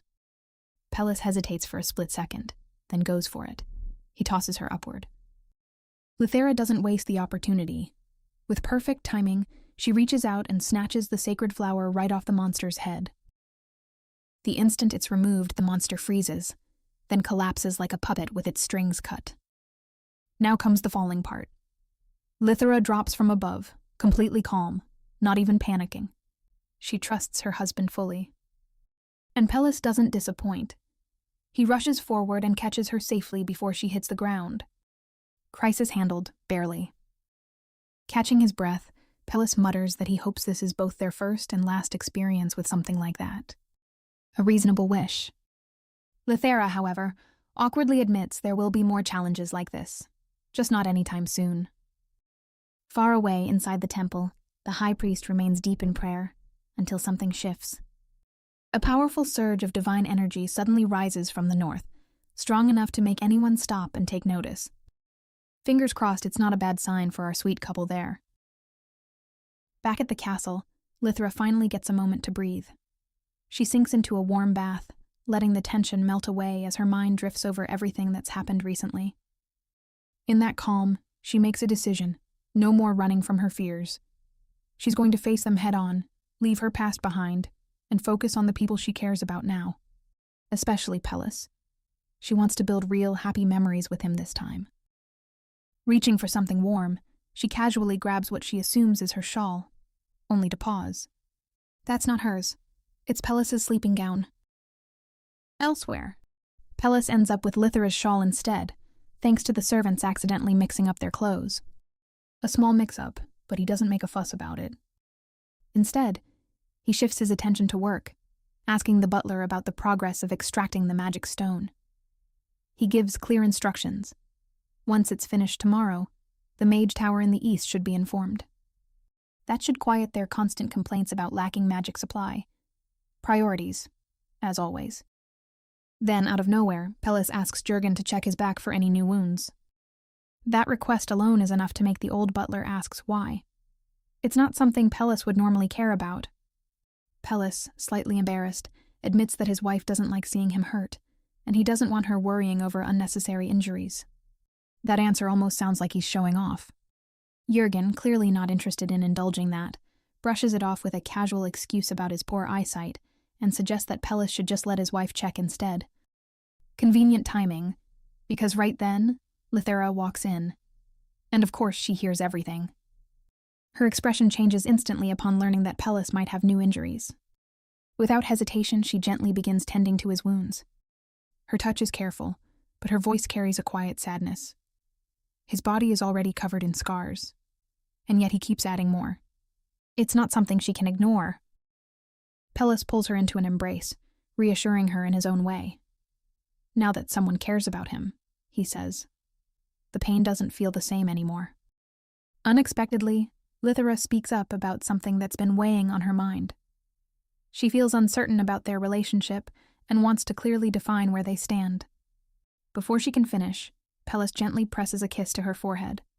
A quiet interruption, but a meaningful one. He tells her that even if their marriage started as a contract, it's already real.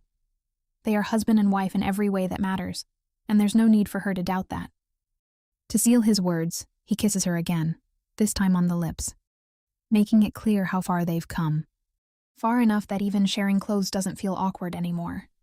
Speaking of which, Lithera had planned to return his gown, but Pellis insists she keep it, saying it suits her. As he tries to adjust it on her, she shyly points out that the situation feels a little different. Technically, he should be taking it off, not fixing it. That comment completely derails him. Now he's the one flustered, fumbling as he insists on tying it properly. In the end, their playful moment takes a turn when it turns out Lithera caught a cold from their mountain expedition. Not surprising, considering everything they went through. They quickly call for the priest to treat her. Pellis, visibly worried, keeps pressing for answers, wanting to know exactly when she'll recover. Lithera, trying to calm him down, insists it's just a simple cold, nothing serious. Pellis doesn't look convinced. With a firm tone and a concerned gaze, he tells her not to take it lightly. Looks like for him, even something small becomes a big deal when it comes to her. As Lithera is being treated, the young priest attending to her doesn't quite match the role. Turns out he's actually the high priest Astrum hiding behind a disguise. Not exactly subtle, but points for effort. Astrum refers to her as the one chosen by Noatha, a grand title, though Lithera isn't impressed. From her perspective, that so-called god mistook her overworked collapse for death and casually took her soul. Not exactly the kind of being that inspires devotion. Worship?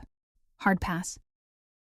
Eventually, Lithera asks why someone as important as the high priest would go through the trouble of disguising himself and traveling all the way north. She already has a pretty good guess. It has something to do with the holy flower she picked. Astrum confirms it. He sensed an overwhelming surge of divine power coming from the north. To avoid stirring political tension with the Empire, he chose to move in secret. A cautious move, and a calculated one. As for Pellis, he acts like he doesn't recognize the high priest at all. Not because he's fooled, he simply doesn't care right now. His attention is entirely on Lithera. Lithera lets out a small sigh, slightly embarrassed, admitting that her husband tends to worry too much about her. Astrum responds calmly, saying he understands. After all, the chosen one holds far greater importance than someone like him. That kind of humility reminds Lithera of how he used to be. In the original story, Astrum was actually one of the potential love interests, a devout man raised within the church, completely dedicated to helping her fulfill her mission. But things changed in her past life. The moment he opposed her exchanging letters with Pellis, she began to distance herself from him. Now, Astrum admits that he originally intended to ask Pellis for help in locating the chosen one blessed with immense divine power, only to discover that it is none other than Lithera herself. Pellis doesn't hesitate either. With a firm expression, he asks the high priest to keep Lithera's divine power a secret. He doesn't want any noble pests bothering her. Astrum agrees, promising to ensure she can live peacefully. Then Pellis makes another request, this time with even more urgency. He asks the high priest to heal Lithera as quickly as possible. Lithera still finds it hard to wrap her head around how worried he is, especially since she's only dealing with a simple cold, so she scolds him a little for overreacting.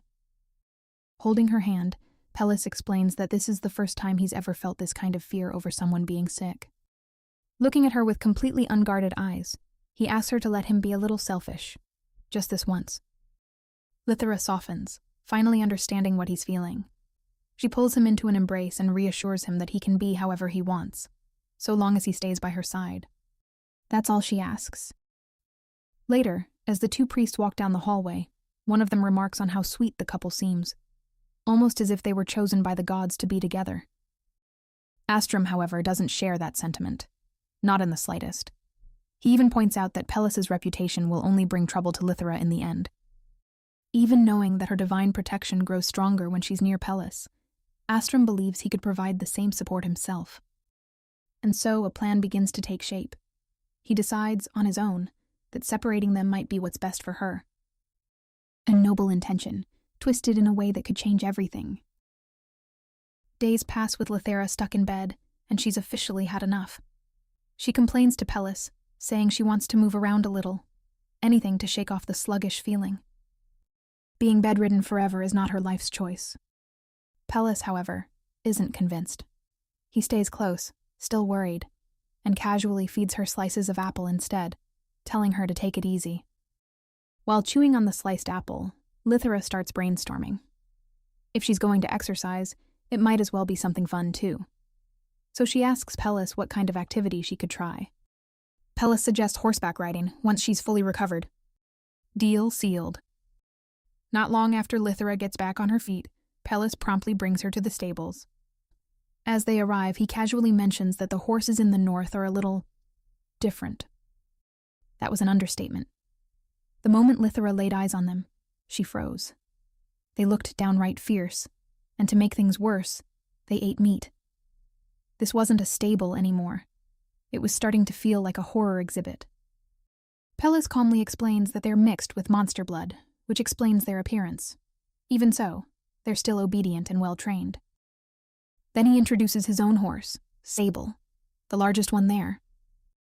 No doubt about it, this horse matches its owner perfectly. Intimidating at first glance, but surprisingly gentle. When Lithera reaches out and pets Sable, the massive creature responds calmly, even affectionately. A few minutes later, Lithera is riding, with Pellis guiding her from the side. The pace is slow and steady, giving her time to relax. It almost feels like a date. Pellis, slightly flustered, explains his reasoning. He knows she tends to rush through everything, always trying to solve things as quickly as possible. So this time, he wants her to slow down and actually enjoy the moment. He doesn't want her exhausting herself again. That concern hits deeper than expected. Lithera admits that he's right. Even in her first life, she was always chasing something, constantly in a hurry. And in her second life, she got caught up trying to follow the original storyline, only for everything to end badly anyway. No matter how hard she tried, it didn't change the outcome. Now living in the north should have given her peace, far from the chaos of court politics. But she can't ignore what's coming. The looming disaster is still there, waiting. That pressure keeps her restless. Hearing all of this, Pellis makes a sudden decision. He climbs up behind her on the horse and tells her to hold on tightly. Then he urges the horse forward, picking up speed. The cold wind rushes past them as the scenery of the north stretches endlessly around them. In that moment, Pellis quietly tells her that no matter what, whether she's rushing forward or slowing down, he'll always stay by her side. She won't have to face anything alone. And somehow those are the exact words she needed to hear. As they ride together, sharing the quiet beauty of the moment, they lean in and exchange a gentle kiss. No dramatic interruptions this time, just a silent promise passing between them. Whatever comes next, they'll face it together. Back in the Imperial Palace, the High Priest quietly nudges Crown Prince Everett, suggesting that rescuing the poor Lithera from the monster Grand Duke would do wonders for his reputation. Subtle manipulation? Not really. More like planting ideas and watching them grow. Everett doesn't seem opposed. In fact, he admits that just sharing blood with Pellis makes his skin crawl. That said, he's not exactly eager to put in effort. Since he doesn't even know Lithera personally, he'd rather avoid fighting Pellis altogether. No need to sweat over a stranger. Then his fiancée, Manila, steps in with a plan. She offers to approach Lithera herself, get close, stir doubts about her marriage, and make her regret choosing Pellis. From there, they could use that as justification to convince the Emperor to dissolve the marriage. Seriously, the audacity is impressive.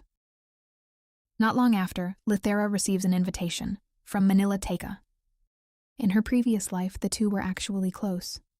But in the original storyline, Manila's fate was far from kind. She had been Everett's fiancée, the classic obstacle between the prince and the story's heroine. A typical villainess. Powerful, ambitious, and deeply rooted in high society, Manila did everything she could to protect her position, even going as far as trying to eliminate the female lead multiple times. It didn't end well. After the heroine saved the world, Manila lost everything. Reputation, power, even her life. A tragic downfall written from the start. Lithera refused to accept that ending, so in her past life, once she became Empress, she changed things. She gave Manila the position she had always wanted. And just like that, their relationship shifted. Manila became her political mentor and her drinking buddy. Someone Lithera could trust, someone she could speak freely with, much like Pellis now. Ironically, that closeness became one of the reasons Everett grew possessive. Being the center of high society, Manila often hosted events and introduced Lithera to influential figures. It was necessary for ruling the empire effectively. Even so, Everett couldn't stand it. He wanted Lithera all to himself. And his behavior only got worse. He started interfering with her personal life, even showing jealousy toward Manila, his own ex-fiancée. Didn't matter if it was a man or a woman. In his mind, he should have been the only one by Lithera's side. That level of control is suffocating. Hearing all of this, Pellis's reaction is completely justified. Anyone would be disgusted. Why get angry at someone for simply doing her duty as Empress, especially when he played a role in putting her there? Back then, Lithera suspected that Everett just wanted to dump all responsibilities on her while secretly holding power behind the scenes. Pellis, clearly unimpressed, casually suggests cutting the prince's throat if she wants to solve the problem. Lithera immediately shuts that down, pointing out that starting a civil war over this isn't exactly ideal. At least, not yet. As they embrace, both of them share a smirk, more like two people quietly plotting something big in the future. Honestly, they're starting to look like partners in crime. Dangerous couple energy confirmed. Putting that aside, Lithera starts wondering why she received the invitation in the first place. The Teika family doesn't exactly get along with Pellis, especially since he poses a threat to their political influence. Still, Marquis Teika relies heavily on mana stones, which come from the north. That alone prevents him from openly opposing Pellis. Instead, he operates from the shadows, using others like chess pieces, the kind of opponent that's annoying to deal with. Because of that, Lithera considers rejecting the invitation and focusing on uncovering the real reason behind it. But Pellis reassures her. If she wants to go, she should. He figures she might want to see her old friend again in this life and tells her he'll be fine waiting for her. When Lithera asks if he can really handle being apart for days, he insists he'll manage. Barely convincing, so Lithera makes a decision. He's coming with her. After all, they'll need to appear together publicly sooner or later. Might as well use this chance to take control of how the world sees them. On the day of Lithera's visit, Manila waits for the carriage, still trying to process what just happened. She genuinely can't believe Lithera accepted the invitation so easily. That wasn't part of the plan, not even close. Originally, they intended to send invitation after invitation over several months, fully expecting each one to be rejected. Those refusals would then be used as proof that the Grand Duke was keeping his wife trapped. A slow, calculated setup. Too bad it collapsed instantly. Standing beside her father, Manila prepares to welcome her guest. But the first person to step out of the carriage isn't Lithera. It's Pellis. It feels less like a visit, and more like a grim reaper has arrived. No one expected the Grand Duke himself to show up. When Lithera finally appears, Manila studies her closely, and quickly realizes this isn't just some ordinary noblewoman. Inside the mansion, Lithera makes herself comfortable almost immediately. She casually removes her earrings and sets them aside, completely at ease, and completely ignoring proper etiquette. Not exactly the refined behavior one would expect here. Though, to be fair, the reason she even has time alone with Manila is because Pellis already took matters into his own hands, literally dragging Manila's father off to the training grounds earlier. Subtlety? Never heard of it. Watching Lithera, Manila can't help but question lack even basic manners. Lithera doesn't give her much time to think. She gets straight to the point and asks why she was invited. She points out that she doesn't mingle in high society, nor does she offer any political advantage to Manila. So, what's the real reason? Keeping her composure, Manila tries to steer the conversation into harmless territory. She brings up the news of Pellis finally getting married, treating it like casual small talk. Nice attempt, but completely transparent. Lithera sees right through it and decides to push things further. With deliberate carelessness, she nudges her teacup, spilling it slightly, then calmly insists that Manila drop the act and reveal her true intentions. Even though Lithera's bold behavior caught her off guard earlier, Manila refuses to lose her composure. She smiles, keeping her tone light, and suggests they simply relax and chat. Realizing she needs to shake that calm facade, Lithera brings up a very specific topic: her adorable husband, who apparently gets lonely when she's away for too long. Manila's expression instantly stiffens. Adorable? The Grand Duke? For a second, it almost feels like the meaning of the word itself has changed. Or worse. Maybe Lithera is talking about someone else entirely. The confusion is real. Elsewhere, things aren't going much smoother. Tega is struggling to stay composed after witnessing what Pellis just did to his elite knights.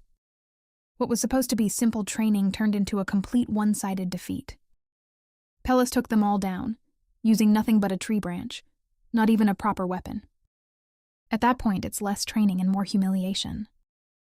Out of nowhere, a masked young man steps out from the trees.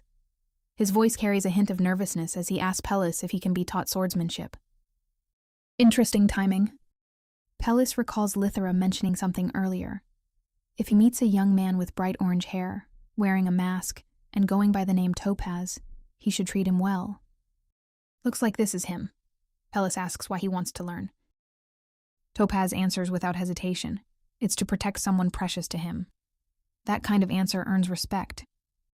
Using his free time as an excuse, Pellis agrees to teach him. And then he smiles. To him, it's just a normal expression.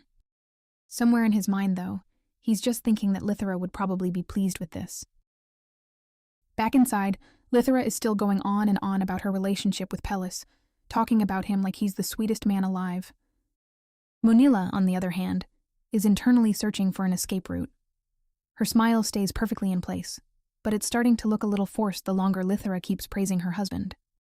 Endless husband bragging, that's a new form of torture. Still, Manila isn't convinced. She suspects Lithera might just be putting on an act to lower her guard with harmless conversation. So she decides to test her. She casually asks if Lithera has ever disliked Pellis, adding that she's about to marry the crown prince herself and can't help but feel concerned. A careful question, but not as harmless as it sounds. Of course, Lithera catches on. She doesn't dodge it. Instead, she goes straight for the truth, asking if this whole invitation was just a setup to get her to complain about her husband, so they could use it as an excuse to force a divorce. She even names the mastermind behind it, High Priest Astrum. Manila is visibly shaken, thinking how Lithera managed to figure everything out so precisely. But for Lithera, the answer is simple. She knows Manila too well. From her past life, she remembers one small but telling habit.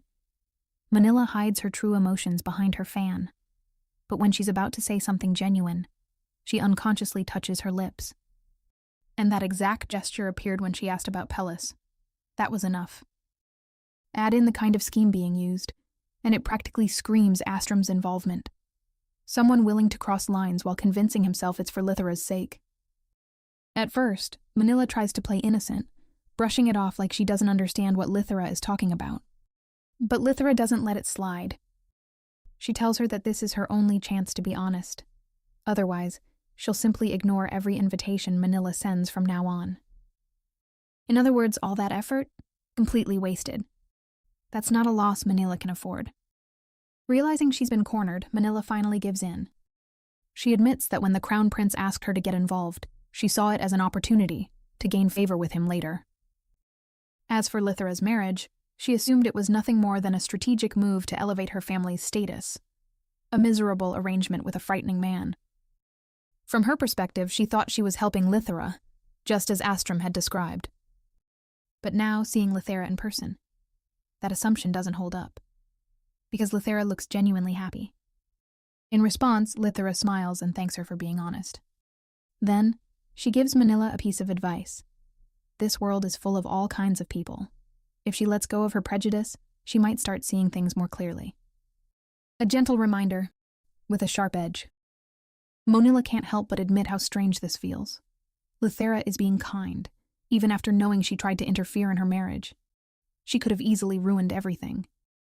Of course, Lithera doesn't sugarcoat things entirely. She warns that if that day ever comes, she won't hold back, and neither will Pellis. Even so, Lithera believes Manila isn't that kind of person. If she truly wanted to harm her, she would have kept up the act and waited for the perfect moment instead of exposing herself this early. There's a difference between ambition and cruelty. And in the original story, Manila only became a villainess because she had no other choice. She was fighting to protect what was hers when someone suddenly appeared to take it away. Looking at things from that angle, her actions make sense. After hearing everything, Manila reaches a decision. She'll tell the Crown Prince the truth, that Lithera and Pellis share a bond that won't break easily. Fighting that would only cause unnecessary trouble. Instead, she proposes a deal. Since this puts her at a disadvantage, she asks Lithera for help when she needs it. In return, Lithera agrees to assist her in any way possible, as long as it doesn't involve breaking her marriage. Elsewhere, Pellis is having his own discussion, though it looks more like intimidation, with Manila's father. The issue? Terrible sword training techniques taught to Topaz. Pellis doesn't hold back, pointing out every flaw, and his presence alone is enough to make the Marquis back down. The Teika family has a tradition of supporting talented orphans, calling them jewels. Among them, Topaz stands out the most. And his reason for wanting to learn swordsmanship? It's Manila. He wants to stay by her side, and to protect her, he needs to be stronger. Pellis lets out a quiet sigh, noting how familiar that sounds. Topaz reminds him of his past self, a man who still needs to learn how to be more greedy. He agrees to help, but there's a problem. They're leaving that very night, so there's no time for proper training. Instead, he advises Topaz to formally invite an experienced knight and learn from someone with real battlefield knowledge. Just then, Lithera spots Pellis outside with Topaz and calls out to him, letting him know she's ready to leave. Pellis doesn't hesitate. He walks over and pulls her into an embrace right there, openly showing their affection for everyone to see. Public display? Very intentional. Before leaving, Lithera waves goodbye to Manila, hinting that they'll meet again soon. Later on, as Manila reflects on everything, Topaz notices something unusual, earrings that don't belong to her. And just like that, it clicks. Lithera left them behind on purpose. So that's what she meant by meeting again soon. As they travel back, Lithera can't help but wonder what kind of expression Manila is wearing right now. Confused? Shocked? Maybe both. The thought alone is a little satisfying. Then, Lithera finally shares her plan with Pellis. She intends to use Manila as a way to get back at Everett, clean, indirect, and effective. No need to get her own hands dirty in politics. She also thanks Pellis for treating Topaz kindly, mentioning that his cooperation makes everything much easier for her. Turns out Topaz isn't just some random talented boy. His real name is Javier, and he's actually Everett's half-brother, which also makes him related to Pellis. The Teika's so-called generosity in sponsoring orphans isn't kindness, it's strategy. A perfect cover to hide the Emperor's illegitimate child among them. From the beginning, House Teika has been preparing to replace Everett with Javier. Manila's engagement, the prince's position, everything was just part of a long game. And in both the original story and Lithera's past life, they almost pulled it off. This time, Lithera plans to make sure it succeeds. By helping Manila, she accomplishes two things at once, getting her revenge on Everett while also repaying Manila for pushing her to marry Pellis in the past. After all, Manila once warned her she'd regret it if she didn't. And that advice is exactly what led to this couple now. Hearing this, Pellis doesn't hesitate. He declares that any past conflict between House Teika and House Termaine no longer matters. Anyone opposing House Teika now is also his enemy. Now, Pellis isn't even bothered by the thought of that family causing trouble later. He already got his small, satisfying win earlier by intimidating Manila's father. Petty or not, he's definitely counting it. What truly matters is this.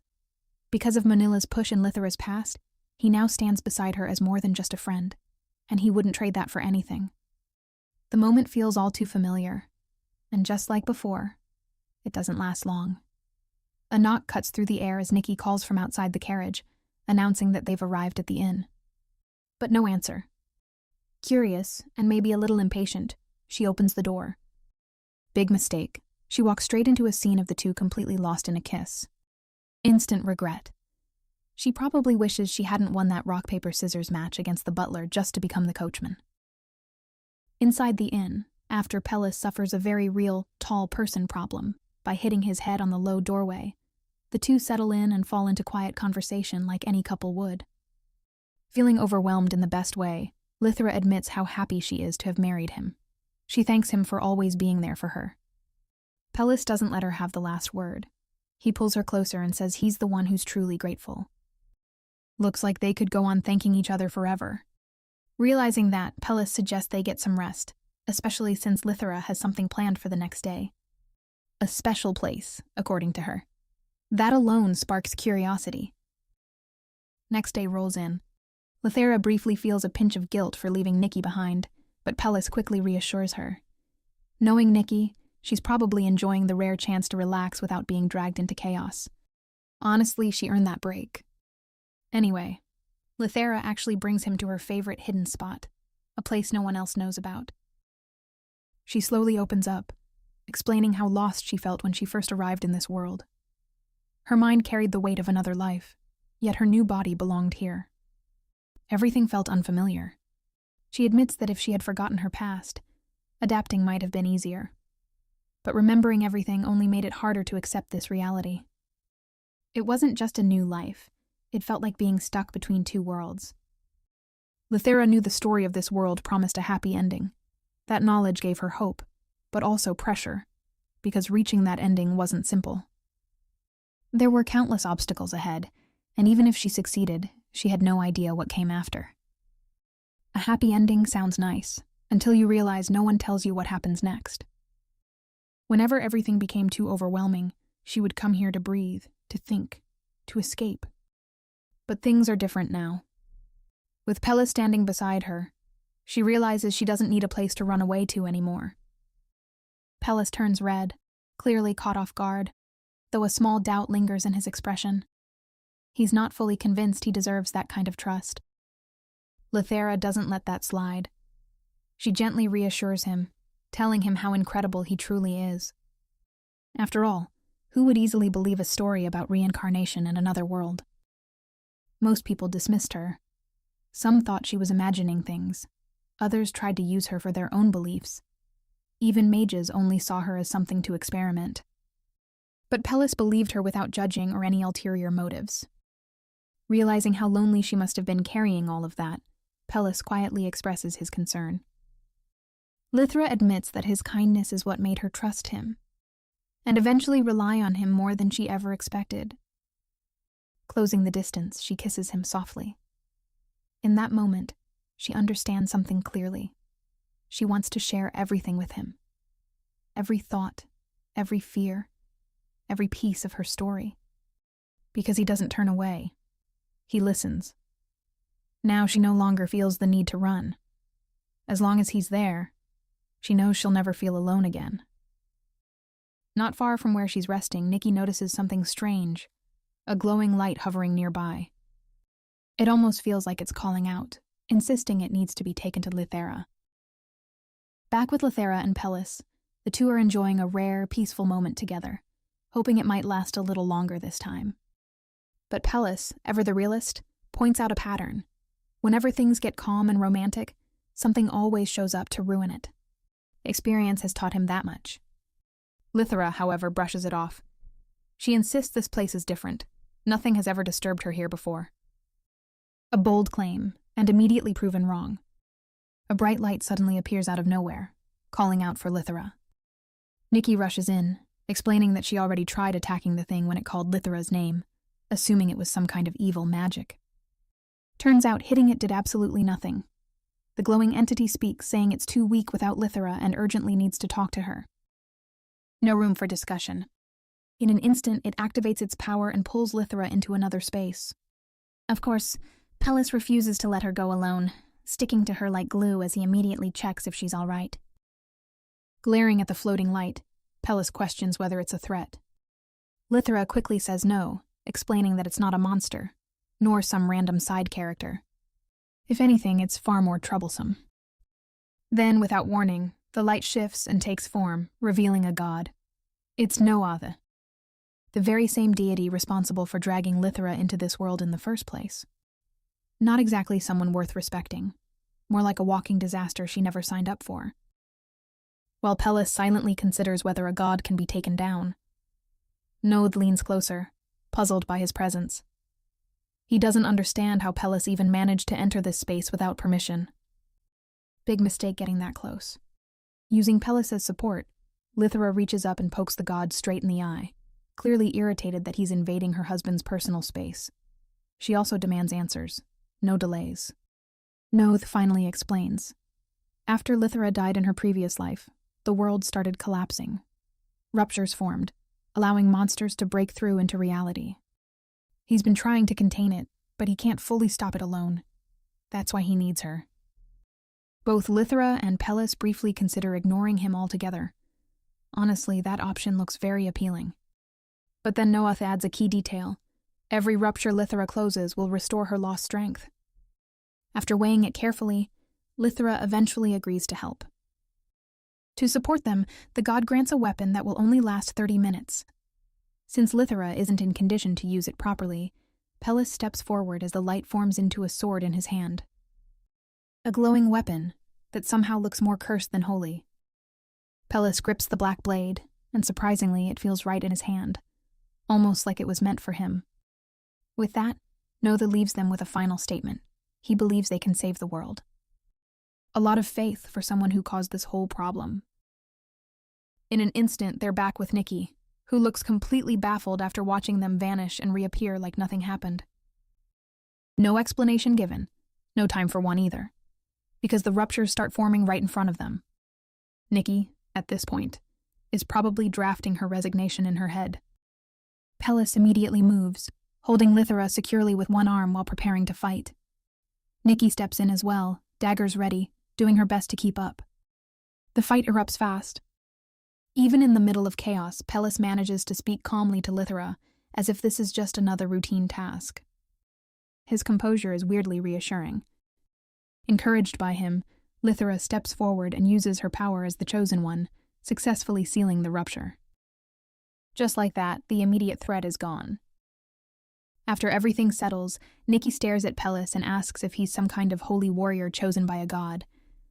He doesn't deny it completely, but tells her to keep everything quiet, probably for the best. Then suddenly, Lithera shouts from nearby. Pellis assumes she's upset because her favorite place got damaged. But nope, her real concern.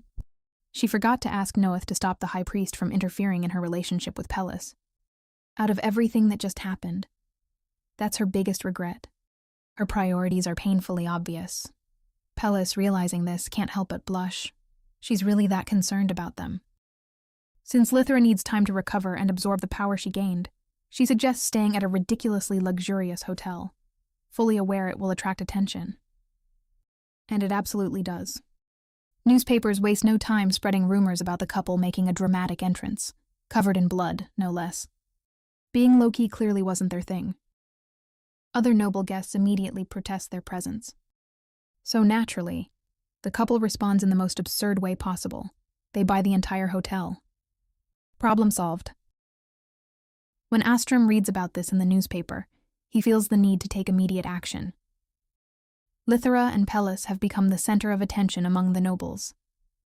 Even Everett notices Lithera has completely stolen the spotlight that once belonged to Manila.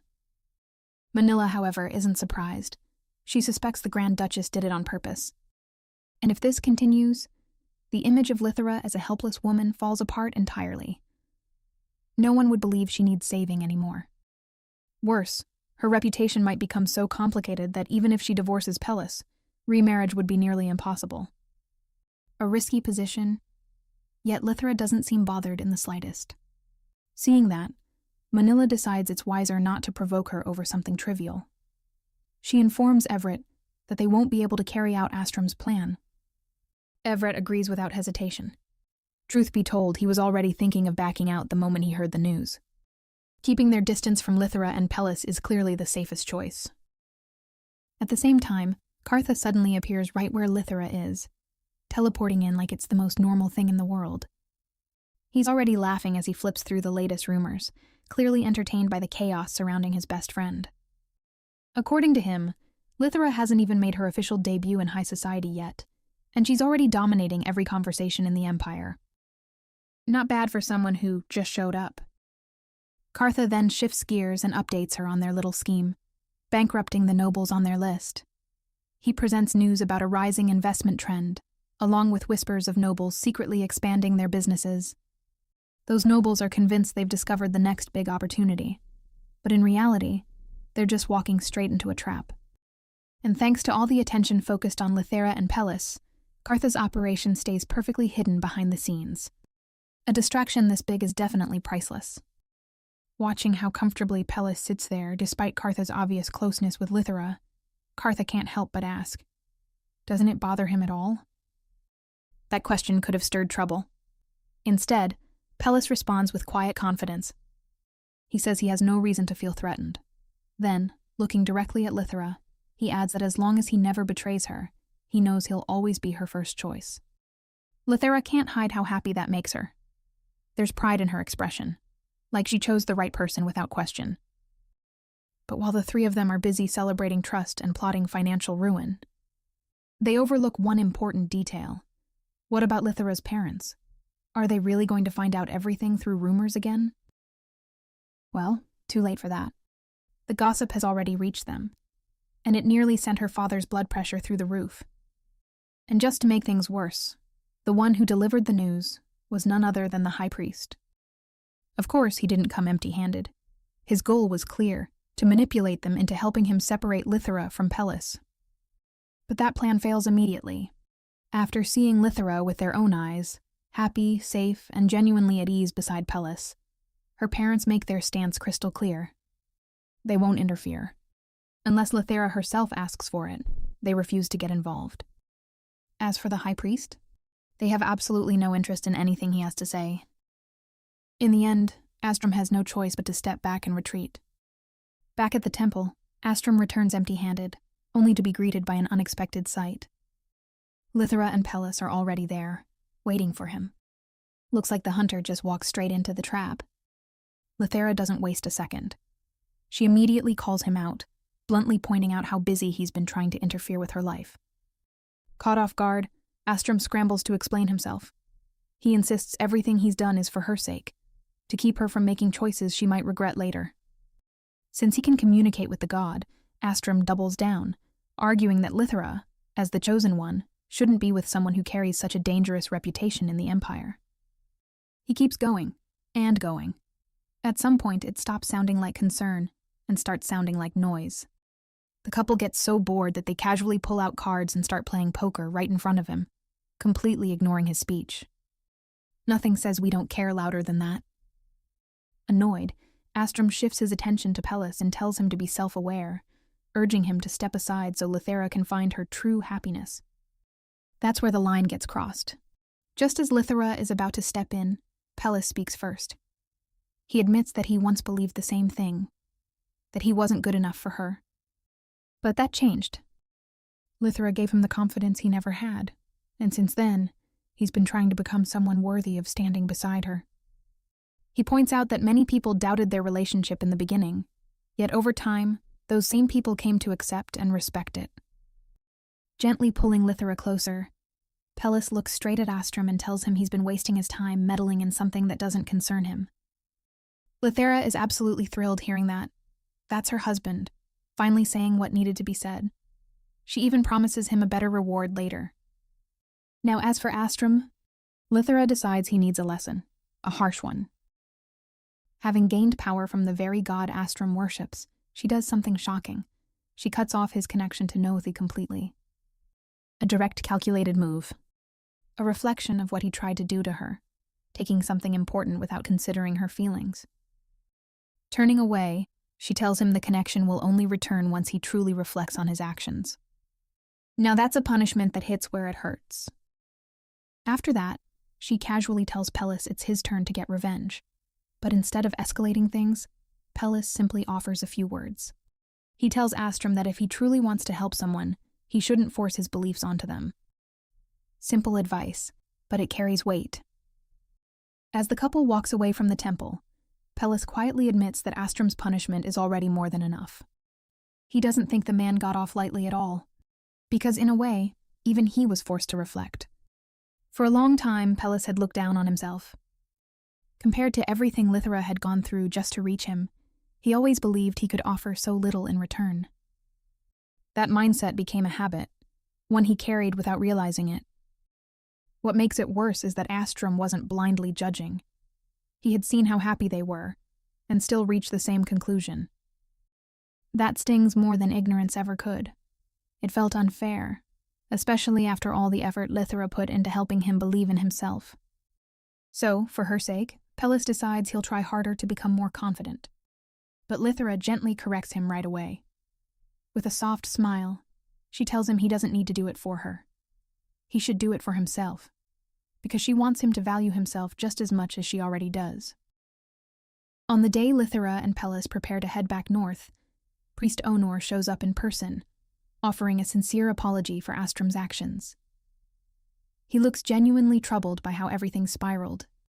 Lithera gently reassures him not to carry the burden alone, and with that, the heavy mood lifts, making their journey home feel a little lighter. When they finally arrive in the north, Pellis drapes a warm fur coat over Lithera's shoulders, a quiet sign that they're back where they belong. As they step inside, he mentions that their room has been renovated to keep out the cold, and hopes she'll like the changes. The moment Lithera sees it, she's delighted. Clearly, Pellis didn't cut corners. She teasingly tells him she won't need to rely on his body heat anymore, and that maybe he should go back to sleeping in his own room. That hits him like a shock. Pellis completely freezes, panic written all over his face. Honestly, it's almost too easy to read him. After gathering his courage, he admits, cheeks flushed, that he doesn't want to sleep apart. Since she told him it's okay to be a little selfish, he asks if he can stay by her side. And just like that, Lithera melts. She agrees right away, amused and touched by his honesty. She even apologizes for teasing him, confessing that she actually likes this more assertive version of him.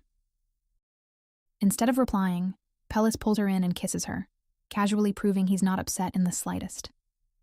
That's when Lithera realizes Maybe she shouldn't push her luck too much next time. Later on, the butler informs them that the new office is ready. Pellis hands Lithera a key, explaining that he had a workspace prepared just for her. And it's enormous. Even compared to what she had as Empress in her previous life, this one is on another level. Lithera admits she's not used to having so much space all to herself, then casually suggests it might feel less empty if someone big enough to take up space joined her. No prizes for guessing who she means. She tells Pellis to bring his work, his tools, everything, and share the office with her. So now, side by side, they begin arranging their workspace together. It's less like work, and more like quietly building something shared. As they settle in, Pellis mentions that the Termain Council will soon be holding an assembly, and invites her to attend. Termain itself is a harsh land, difficult to navigate and even harder to govern. Because of that, trusted vassals manage different regions. Every few months, they gather to discuss matters that keep the territory running. And it looks like Lithera is about to step right into the heart of it all. On the day of the Termain Council gathering, the castle is unusually lively. The vassals lounge around, chatting freely, their curiosity growing by the minute. After all, they've only heard whispers about the Grand Duchess. Today's the first time they'll see her with their own eyes. Then the doors open. Pellis walks in with Lithera by his side and proudly introduces her as his wife, the Grand Duchess. Lithera greets them with a gentle smile and apologizes for not meeting them sooner. They all thought the same thing. The rumors didn't do her justice, not even close. She was stunning, far more graceful than anyone had expected. The gathering feels more like a friendly hangout than an official meeting, so the vassals don't even try to stay formal. Titles are tossed aside, manners loosen up, and before long, they're all busy poking fun at Pellis, openly calling out how completely love-struck he looks. Lithera watches the scene unfold, slightly caught off guard by how easygoing everyone is. But the longer she observes, the clearer it becomes. This relaxed mood doesn't mean they're being careless. Every important matter is still being handled properly, just without all the stiffness. And somehow, she can't help but wish her own meetings had been like this back when she was Empress.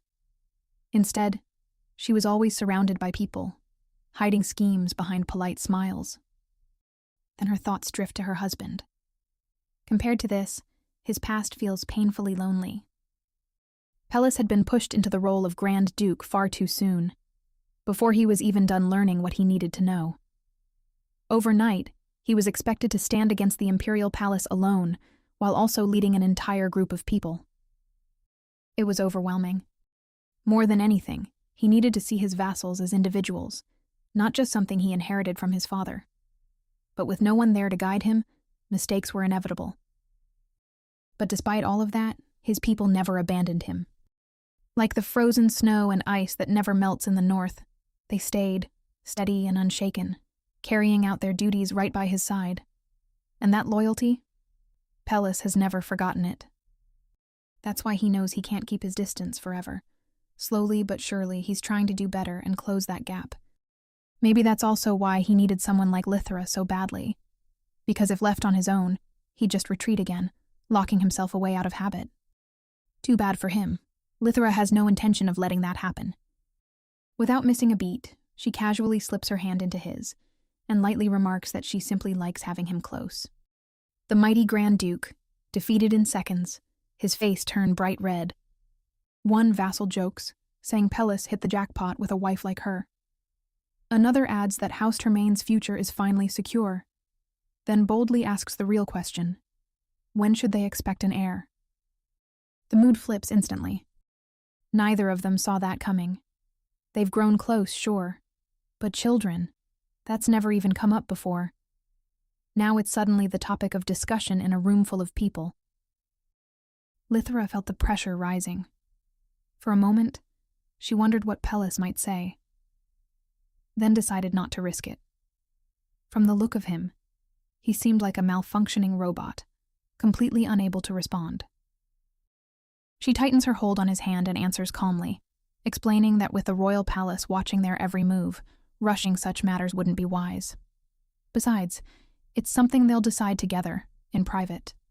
Smooth save.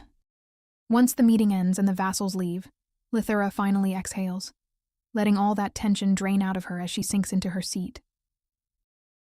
Later, back in their room, the question lingers. She brings it up again, asking Pellis what he really thinks about having a child. He admits he's never seriously thought about it. Marriage, children, those things always felt distant to him. He even assumed he might just adopt from one of his vassals one day. He tells her not to worry about it, but Lithera can't help thinking.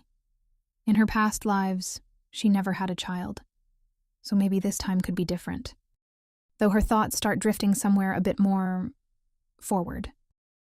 Pellis, completely lost at first, eventually catches on, and instantly turns into a flustered mess. Lithera isn't any better. The two of them end up apologizing like they've done something wrong, when really, they're just embarrassing themselves. Lithera admits she feels oddly shy despite everything she's been through, confessing that being with him makes her more aware of his feelings. Pellis quietly holds on to her clothes, admitting he used to be far less affected by things like this. But now, he can't ignore how much she matters to him. He may still stumble, but he's thankful she showed him a future he never thought he'd have. After all that, the room falls into a soft silence, awkward, a little warm, but comforting. And in the end, they simply stay close, holding each other as they drift off to sleep. Not long after, Lithera lights up upon receiving a letter from Monilla. She's heading north. Pellis confirms everything is already prepared for her visit, so now it's just a matter of waiting. When Manila and Topaz finally arrive, Topaz can't hide his amazement at the huge northern castle. Monilla, on the other hand, feels a quiet sense of tension. She reminds him to stay alert. Rumors say some nobles leave this place injured, or worse. And then they're greeted. Every expectation she had, completely shattered. Instead of a terrifying Grand Duke and an unpredictable Grand Duchess, she walks into something straight out of a storybook. Pellis feels more like a large black bear than a monster, while Lithera welcomes them with a softness that could rival a gentle rabbit. And somehow they're calmly hosting tea like this is perfectly normal. Noticing Topaz still standing, Lithera kindly invites him to sit. Manila declines on his behalf, explaining he's acting as her escort since most of her knights are currently unavailable. Pellis immediately catches the meaning and awkwardly apologizes, trying to brush off the incident he caused earlier. Manila blinks, clearly thrown off. So this is the infamous beast? He looks more like someone trying very hard to behave. Her curiosity sparks. She starts wondering why Pellis intentionally keeps up such a fearsome image. After a moment of hesitation, she asks directly, "Does he do it to distance himself from the throne?" Pellis smiles faintly. He didn't expect her to arrive at that conclusion so quickly, praising her sharp thinking. That only raises more questions for Manila. Why would this couple show her their true selves so easily, especially when she's the crown prince's fiancé?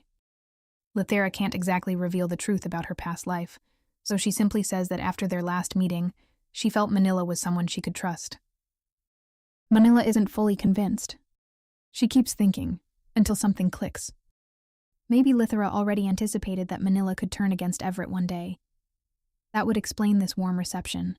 After all, an enemy's enemy can easily become an ally. And once she reaches that conclusion, hesitation disappears. Having someone like Lithera on her side, that's an opportunity she won't waste. So she moves. Without delay, Manila lays out a bold plan to stop the royal palace from meddling with House Termaine. Even Lithera is caught off guard by how fast things escalate. She expected this level of trust to take months, not minutes. Then Manila gives Topaz an order. He removes his mask. And with that, she reveals her true goal. She intends to place Topaz on the throne as the next emperor. If Lithera and Pellis agree to support her, House Termaine will have the throne itself as their ally. Topaz hesitantly steps forward, clearly gathering his courage. Then, in a quiet but earnest voice, he admits he wants to be closer to Pellis. Having grown up without a real family, he sees Pellis as the only blood relative he has, and even asks if he can call him cousin. Just picture the look on Pellis's face. completely caught off guard. Technically, they are related, but in Pellis's eyes, they couldn't be more different. One is polished and well-mannered, the other carries himself like a walking threat. The only thing tying them together is those striking red eyes, the mark of imperial blood. An awkward silence settles in. It stretches just long enough to make things uncomfortable. Then, finally, Pellis sighs and tells Topaz to call him whatever he likes. Topaz lights up instantly. Monilla, who had been watching closely, expected tension after everything she revealed earlier. Instead, she finds herself proven wrong yet again. Sensing an opportunity, she quickly turns to Lithera and asks for a tour of the castle.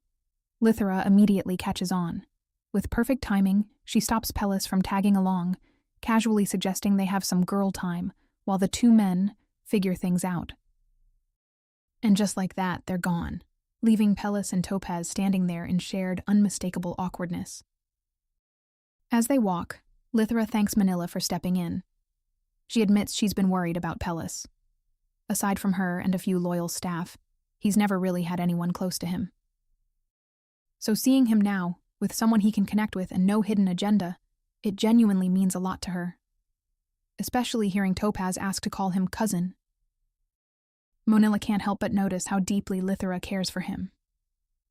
Curious, she asks how their relationship became so strong when they barely knew each other before marriage.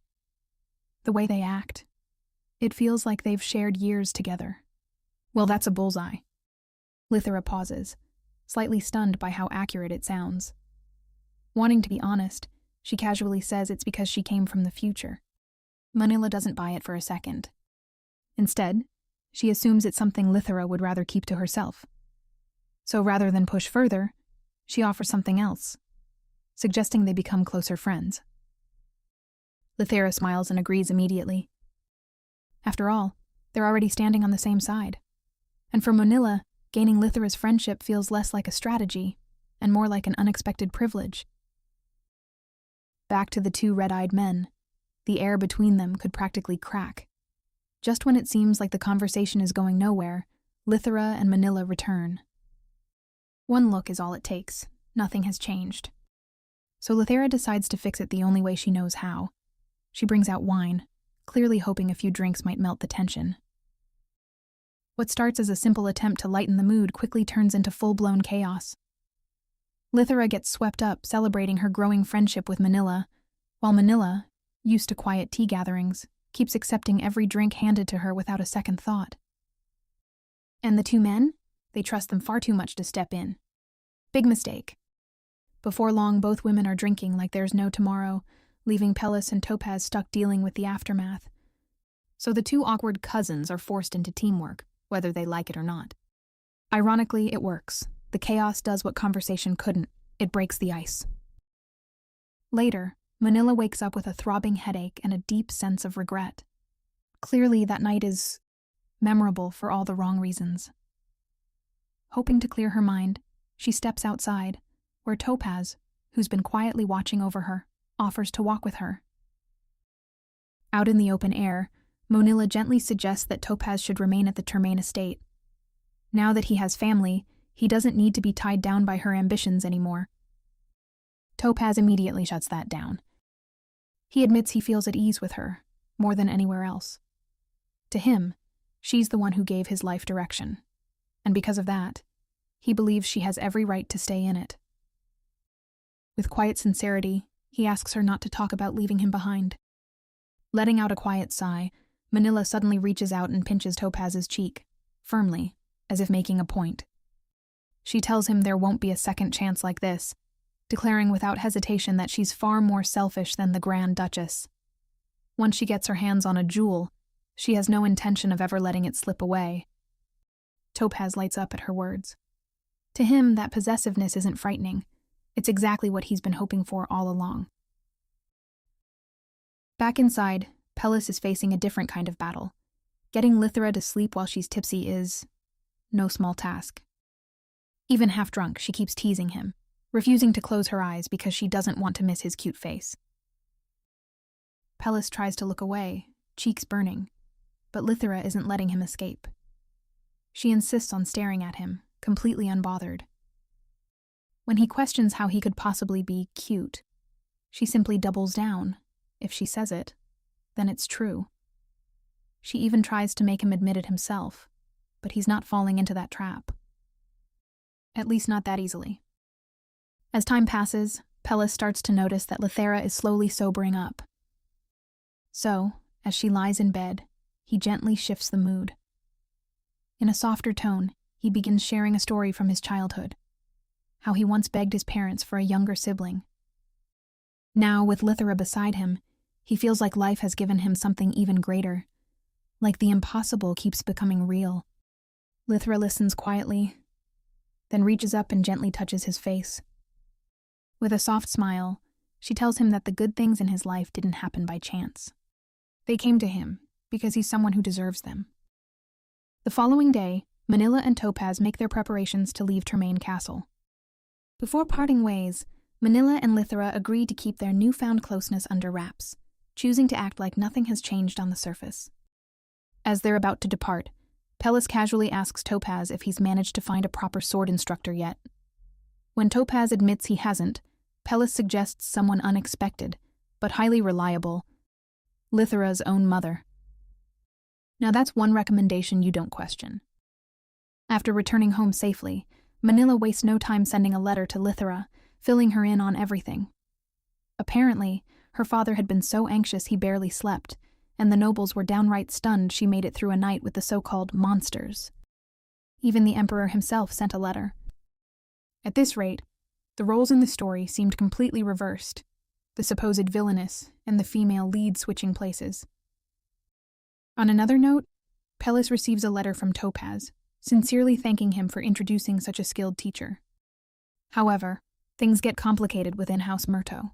To convince the Marquise Teika to accept Lithera's mother as Topaz's instructor, they craft a clever excuse. They argue that since communication with the North is unreliable, working closely with Lithera's family or House Myrto would help them better understand what benefits they could gain. In truth, it's less about trust and more about necessity, a partnership they're not fond of but can't ignore.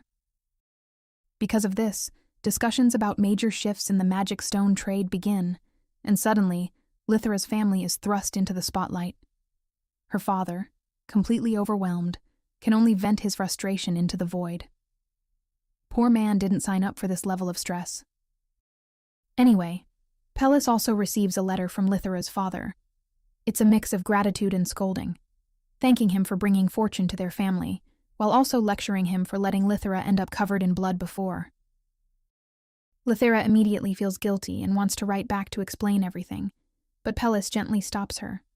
Surprisingly, he admits that being scolded like that makes him feel included, like he truly belongs to her family. That unexpected confession softens Lithera's heart. With a warm smile, she reassures him that he's not just included, he's already a part of it. As the atmosphere between them softens, Lithera slowly closes her eyes, quietly waiting for a kiss. Only for Pellis to suddenly pull back, mumbling that he still has letters to reply to. Talk about terrible timing. Caught off guard, Lithera blinks in confusion and asks if he just avoided her on purpose. A small worry creeps in. Lately, they haven't been as affectionate, and she can't help but wonder if he's starting to distance himself. Pressed for an answer, Pellis turns bright red and finally confesses the truth. He's scared he won't be able to stop himself if things go any further. Now it's her turn to blush. Thinking their relationship might be ready to take the next step, Lithera gently cups his face and tells him he doesn't need to hold back. But instead of moving forward, Pellis hesitates.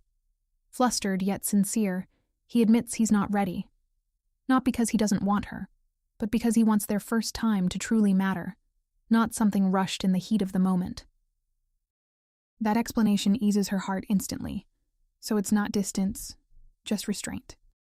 They agree to slow things down, and somehow that leads to Lithera casually suggesting they bathe together. Pellis completely short-circuits. Even so, the two end up preparing for it anyway. As they settle in, Pellis shyly admits there's something he's always wanted to try, washing her hair. It's not exactly what Lithera expected, but she smiles and encourages him, assuring him it's fine even if he messes up. Standing there, carefully choosing the right hair oil, Pellis looks like he's handling a life-or-death decision.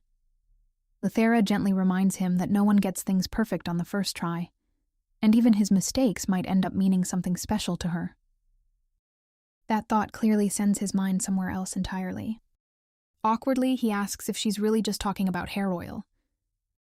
Flustered, Lithera quickly insists that she is. As his fingers move carefully through her hair, Pellis recalls her earlier words about not holding back. Gathering a bit of courage, he quietly asks if he can kiss her. Lithera tells him he doesn't need permission, but he hesitates, clarifying that he doesn't mean her lips. She notices it again, how he always asks, even for the smallest things, despite the way he looks at her like she's everything. Reassuring him once more, she tells him it's okay. Pellis explains that asking helps him understand her better, then leans in, placing a gentle kiss against her neck as he pulls her closer.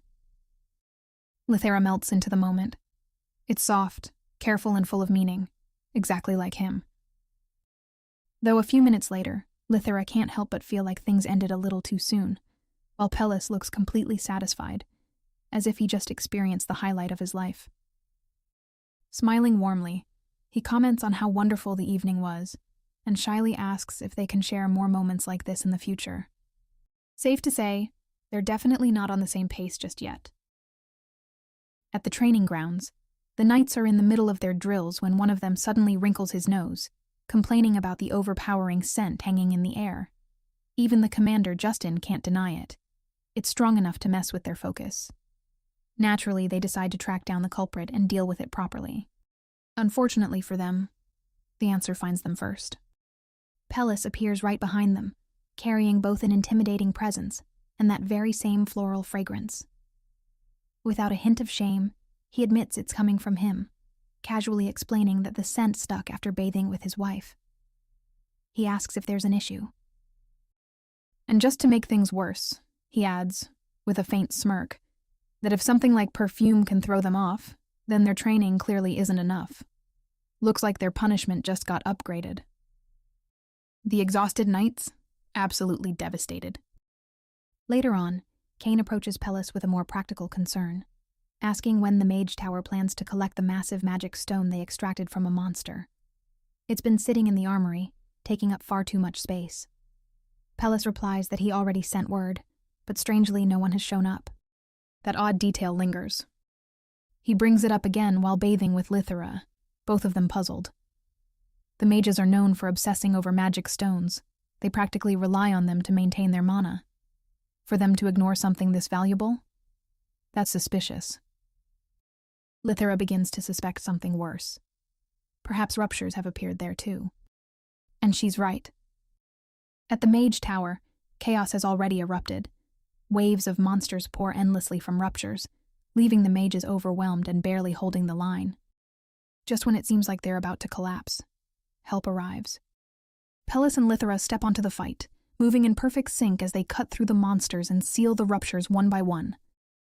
Inside, the Lord Mage, Indigo Barum, is on the verge of giving up when a subordinate bursts in with shocking news. The Grand Duke and Grand Duchess have arrived to help sealing the ruptures. Rushing outside, he watches in disbelief as the two handle what he couldn't and make it look effortless. Afterward, Indigo thanks them, though he admits he has countless questions. Strangely, he chooses to hold them back for now, something completely unlike him. In Lithera's past life, he would have already treated her like a walking experiment. Seeing him this restrained, she can't help but wonder if exhaustion has finally humbled him. Feeling a bit sympathetic, she asks if there's anything more they can do. Reluctantly, Indigo admits there is, and leads them to a glowing door. He explains that it connects to the Maze of Memories, a place originally created for mages to revisit and analyze their own past experiences. But recently, those who enter don't come back. He believes the source of the ruptures might be inside. Lithera recognizes it immediately. Just like the sacred flower before, this maze is one of the trials she once had to overcome. After all, labyrinths and memory trials are practically a classic setup. She asks Indigo a question. If it comes down to it, Is he willing to lose the maze entirely? Without hesitation, he agrees. As long as the trapped mages can be saved, nothing else matters. Turning to Pellis, she asks what he thinks. His answer is simple. If she allows it, he'll follow her anywhere, even to the edge of the world. His only concern is whether it's safe for her. Lithera quietly points out that leaving it alone will only make things worse later. Decision made. As they prepare to enter, Lithera creates a magical thread and tells Pellis to hold onto it tightly.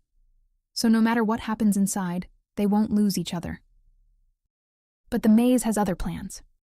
The instant they step inside, their connection is tested, as they're pulled into separate experiences.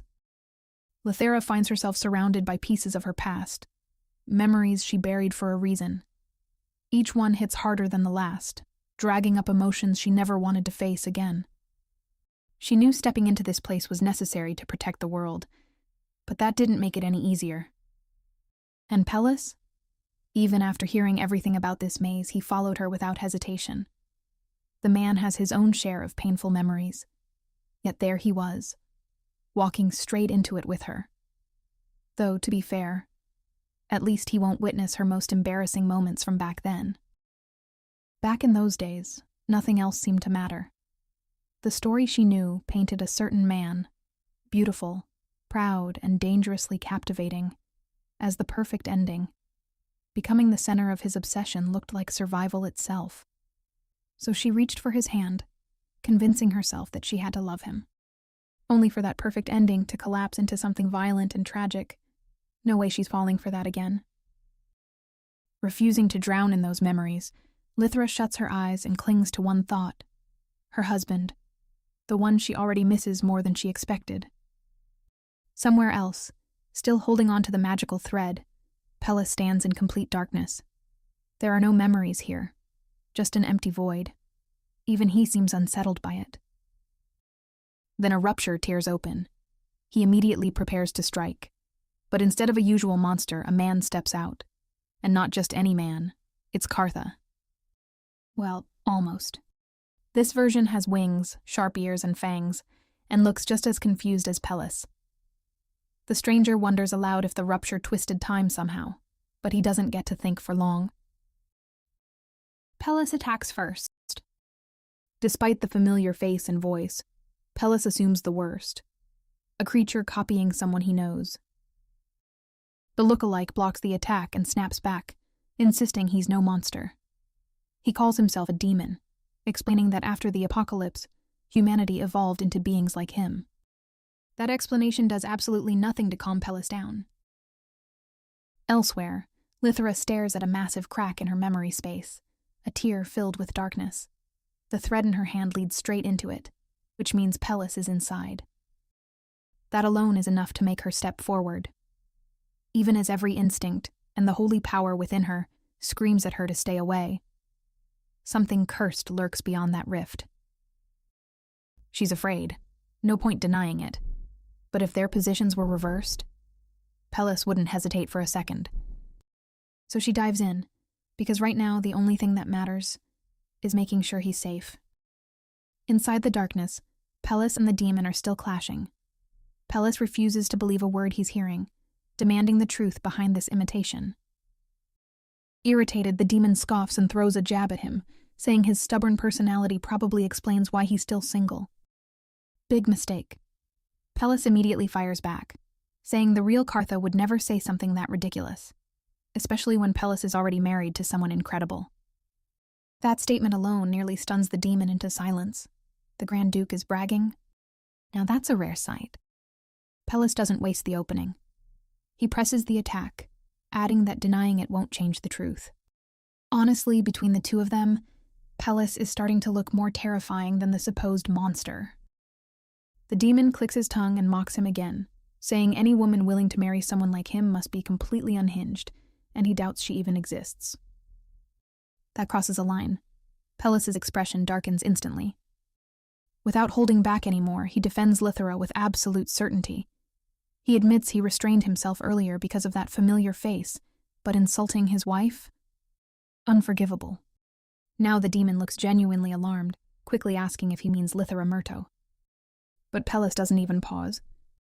Instead, with full confidence, he declares that Lithera even calls him adorable. Right on cue, almost too perfect, Lithera suddenly appears, catching every single word Pellis just said. Great timing, or maybe the worst possible timing. Pellis instantly turns red, completely thrown off, but his focus snaps back just as quickly. He rushes to check on her, worried that being trapped in those painful memories might have taken a toll on her. Not far from them, the so-called fake Kartha stands completely stunned, because Lithera is alive. Recovering from his shock, Pellis immediately points at the imposter like a kid reporting bad behavior, telling Lithera that this guy had the audacity to call him a monster. That's all it takes. Lithera's expression darkens in an instant. Fury explodes out of her, not just because someone copied her friend's face, but because that same imposter dared to insult her husband. With a flick of her power, chains snap into existence and bind the demon in place. Then comes the rant. With zero hesitation, she declares, loud and clear, that her husband is the cutest man alive.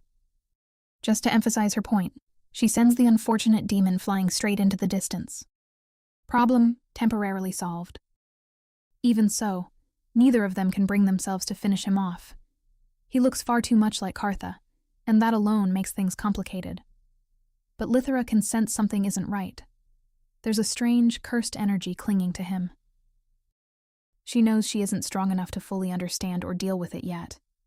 Still, if she stays here longer, she might uncover the truth behind it. After all, mysteries like this rarely reveal themselves so early. Those answers usually wait until everything reaches its peak. Far away, the fake Kartha slowly gets back up, surprisingly alive. Despite being thrown like that, he looks more amazed than hurt. Seeing Lithera again, alive, smiling, real, fills him with a strange sense of relief. He even imagines pulling her into a hug. Snapping back to reality, he briefly considers going to find the others and tell them everything. But then he stops himself. Without proof, they'd probably just laugh it off. So for now, he keeps quiet. Wait, does this mean this version of Kartha wasn't lying at all, and he wasn't fake? After sealing every rupture inside the maze of memories, Lithera and Pellis press on with their next goal, rescuing the trapped mages and bringing the entire maze down for good. As they continue, Lithera quietly ties a blindfold over her eyes. They're about to pass through Pellis's memories, and she chooses not to look, giving him the privacy he deserves. A considerate move, though things don't exactly go smoothly. The deeper they go, the more Pellis starts to suffer, not from danger, but from pure secondhand embarrassment. His past self isn't doing him any favors. One memory hits especially hard, his butler asking about marriage, only for Pellis to bluntly declare that any woman willing to marry him must be the queen of all freaks. Present-day Pellis immediately smacks his own face at the sight, blushing like crazy. Lithera, blindfolded but fully aware something's happening, just laughs and brushes it off, reminding him that everyone has their fair share of embarrassing past moments. Unfortunately for Pellis, the memories keep coming. After repeatedly face-smashing his way through his own history, he's practically drained, realizing how badly his old self-sabotaging mindset is coming back to haunt him. It's a painful reminder that his habit of putting himself down needs to go, permanently. Lithera senses something's wrong and grows concerned, but Pellis steadies himself and assures her he's all right. Then, gently, he removes her blindfold.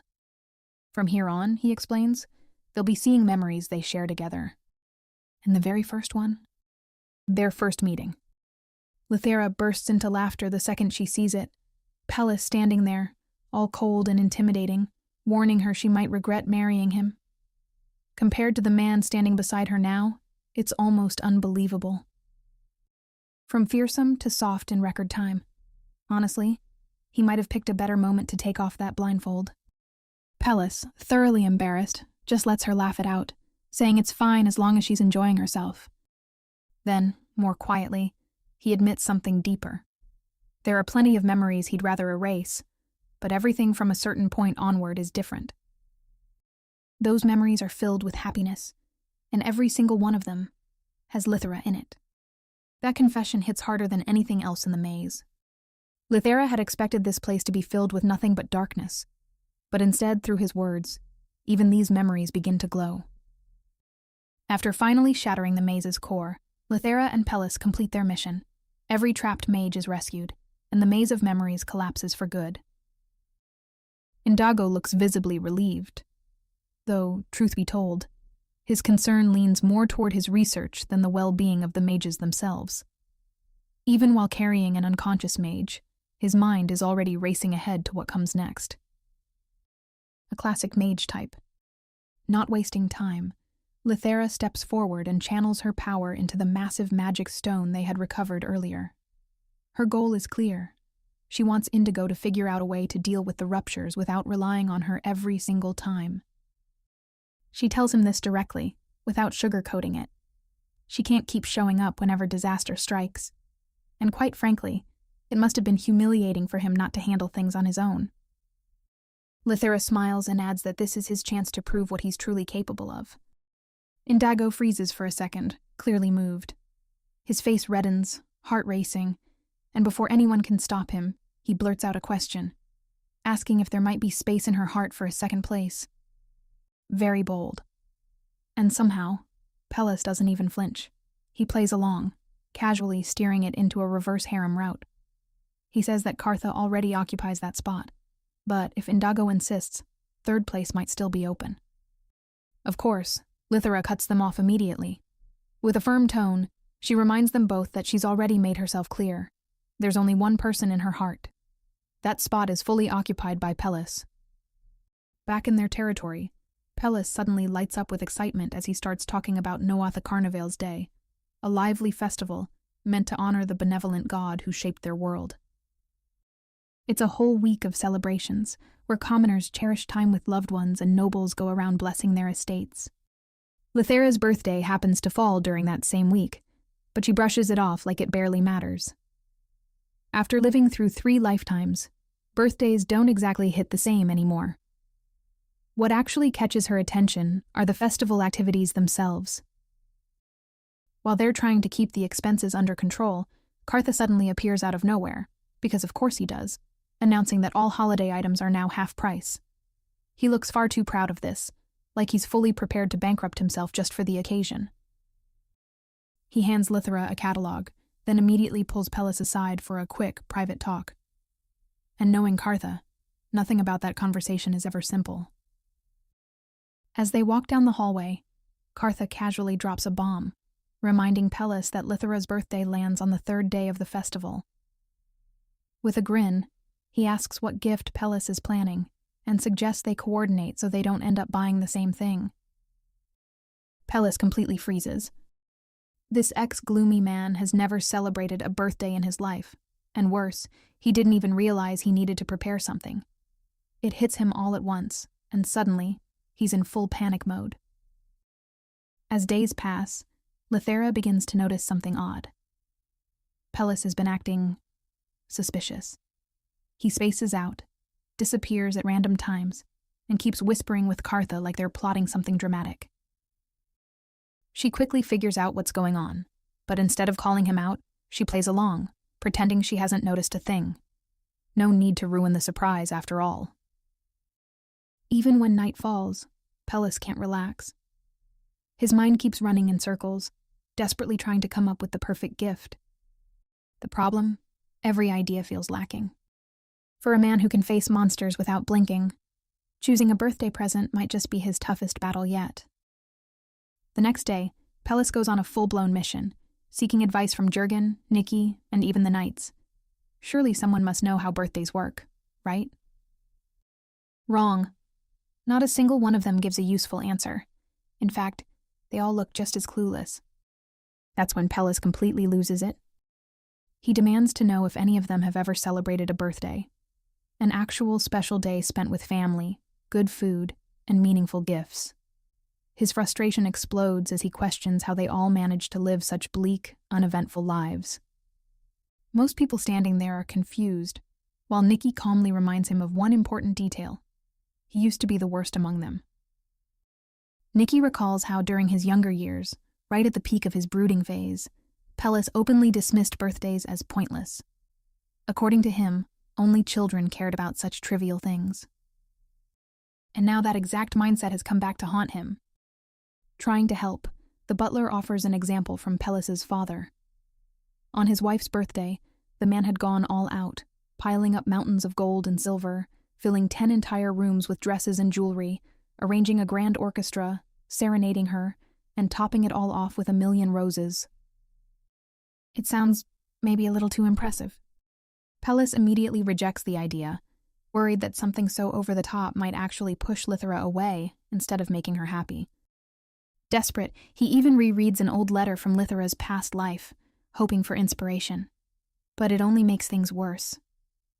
He realizes he had already given her extravagant gifts before. Land, jewelry, everything his father would have done, minus the singing. Frustration reaches its peak. So what does he do next? He teleports straight to the Teika estate and goes to Topaz for help, since even Lithera's parents refused, telling him he'd earn more points if he figured out the gift on his own. And yes, he really used teleportation magic for birthday advice. Even the Marquise can't hide his disbelief after overhearing the reason for the Grand Duke's visit. Looking at him, Pellis suddenly decides this man must be some kind of life guru. After all, he's an experienced noble, married, and has a daughter. Without hesitation, Pellis drops to his knees and asks for guidance. When he suggests the usual, gems and flowers, Pellis is not impressed.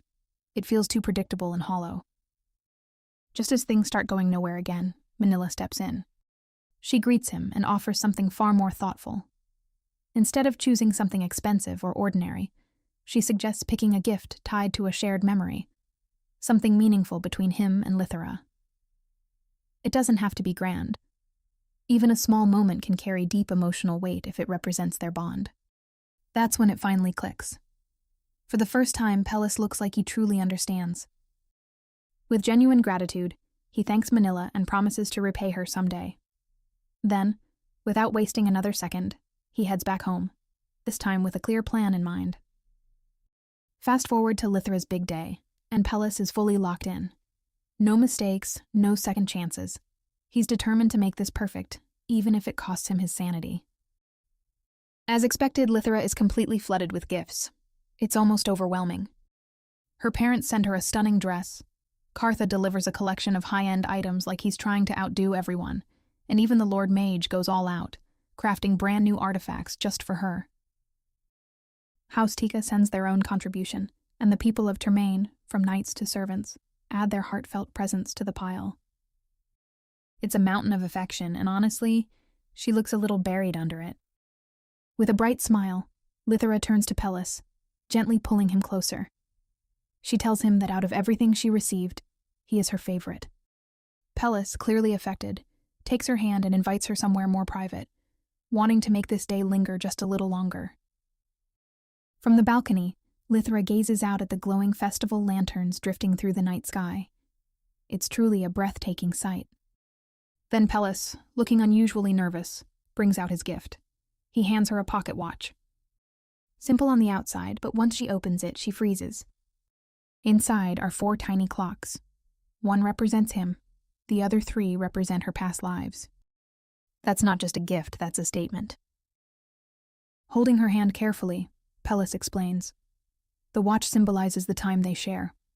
Compared to everything she's lived through, their time together might seem small. Even if they spend their entire lives side by side, it will never match the years she's already endured. But for him, that doesn't matter. As long as the time they have is meaningful, as long as he can make her happy and honor everything she went through to reach him, that's enough. He just wants to stay beside her and treasure every second they're given. And just like that, he hits her right in the heart. Lithera realizes something painful yet beautiful. Pellis has always put her first. So much that he holds himself back, afraid of crossing a line. Their love feels fragile, like a rose sealed behind glass, flawless yet out of reach. Not because it lacks warmth, but because she's been holding back, afraid of being hurt the same way she once was. But she decides that fear doesn't get to control her anymore. With a gentle smile, she turns to him and says she has a gift for him too. She admits she once planned to wait, until she sorted out all her feelings, until everything felt right. But healing doesn't work like that, and being with him has already brought her more happiness than she expected. Even if it's scary, she's ready. She slips a ring onto his finger and quietly confesses that she loves him. Pellis is stunned, but before he can question her, she hands him the ring box and extends her hand, asking to hear his answer. His hands tremble, but he carefully puts the ring on her finger. His voice shakes as he finally says the words he's been holding in for so long. He loves her too. Tears slip out before he can stop them. He admits he's been waiting for the moment he could say it without hesitation. Lithera apologizes for making him wait that long, then tells him he can say it as often as he wants from now on.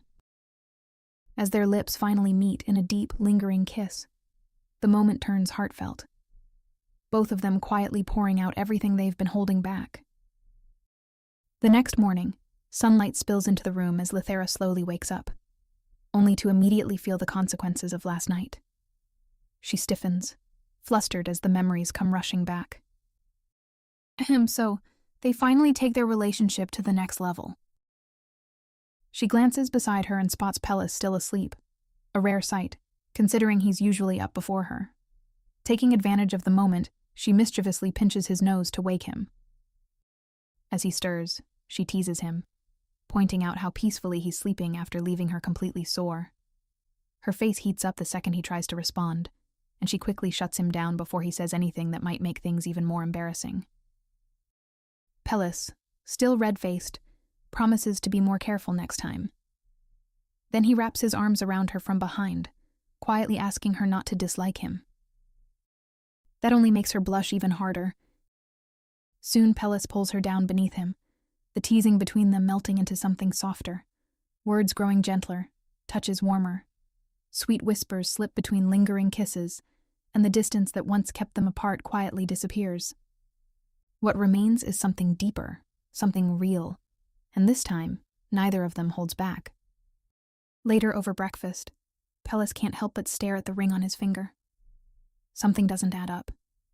He quietly asks how it fits so perfectly. Lithera beams with pride and casually admits she measured it herself. She even expected him to notice, but clearly he didn't. Not exactly his sharpest moment, but she finds it amusing anyway.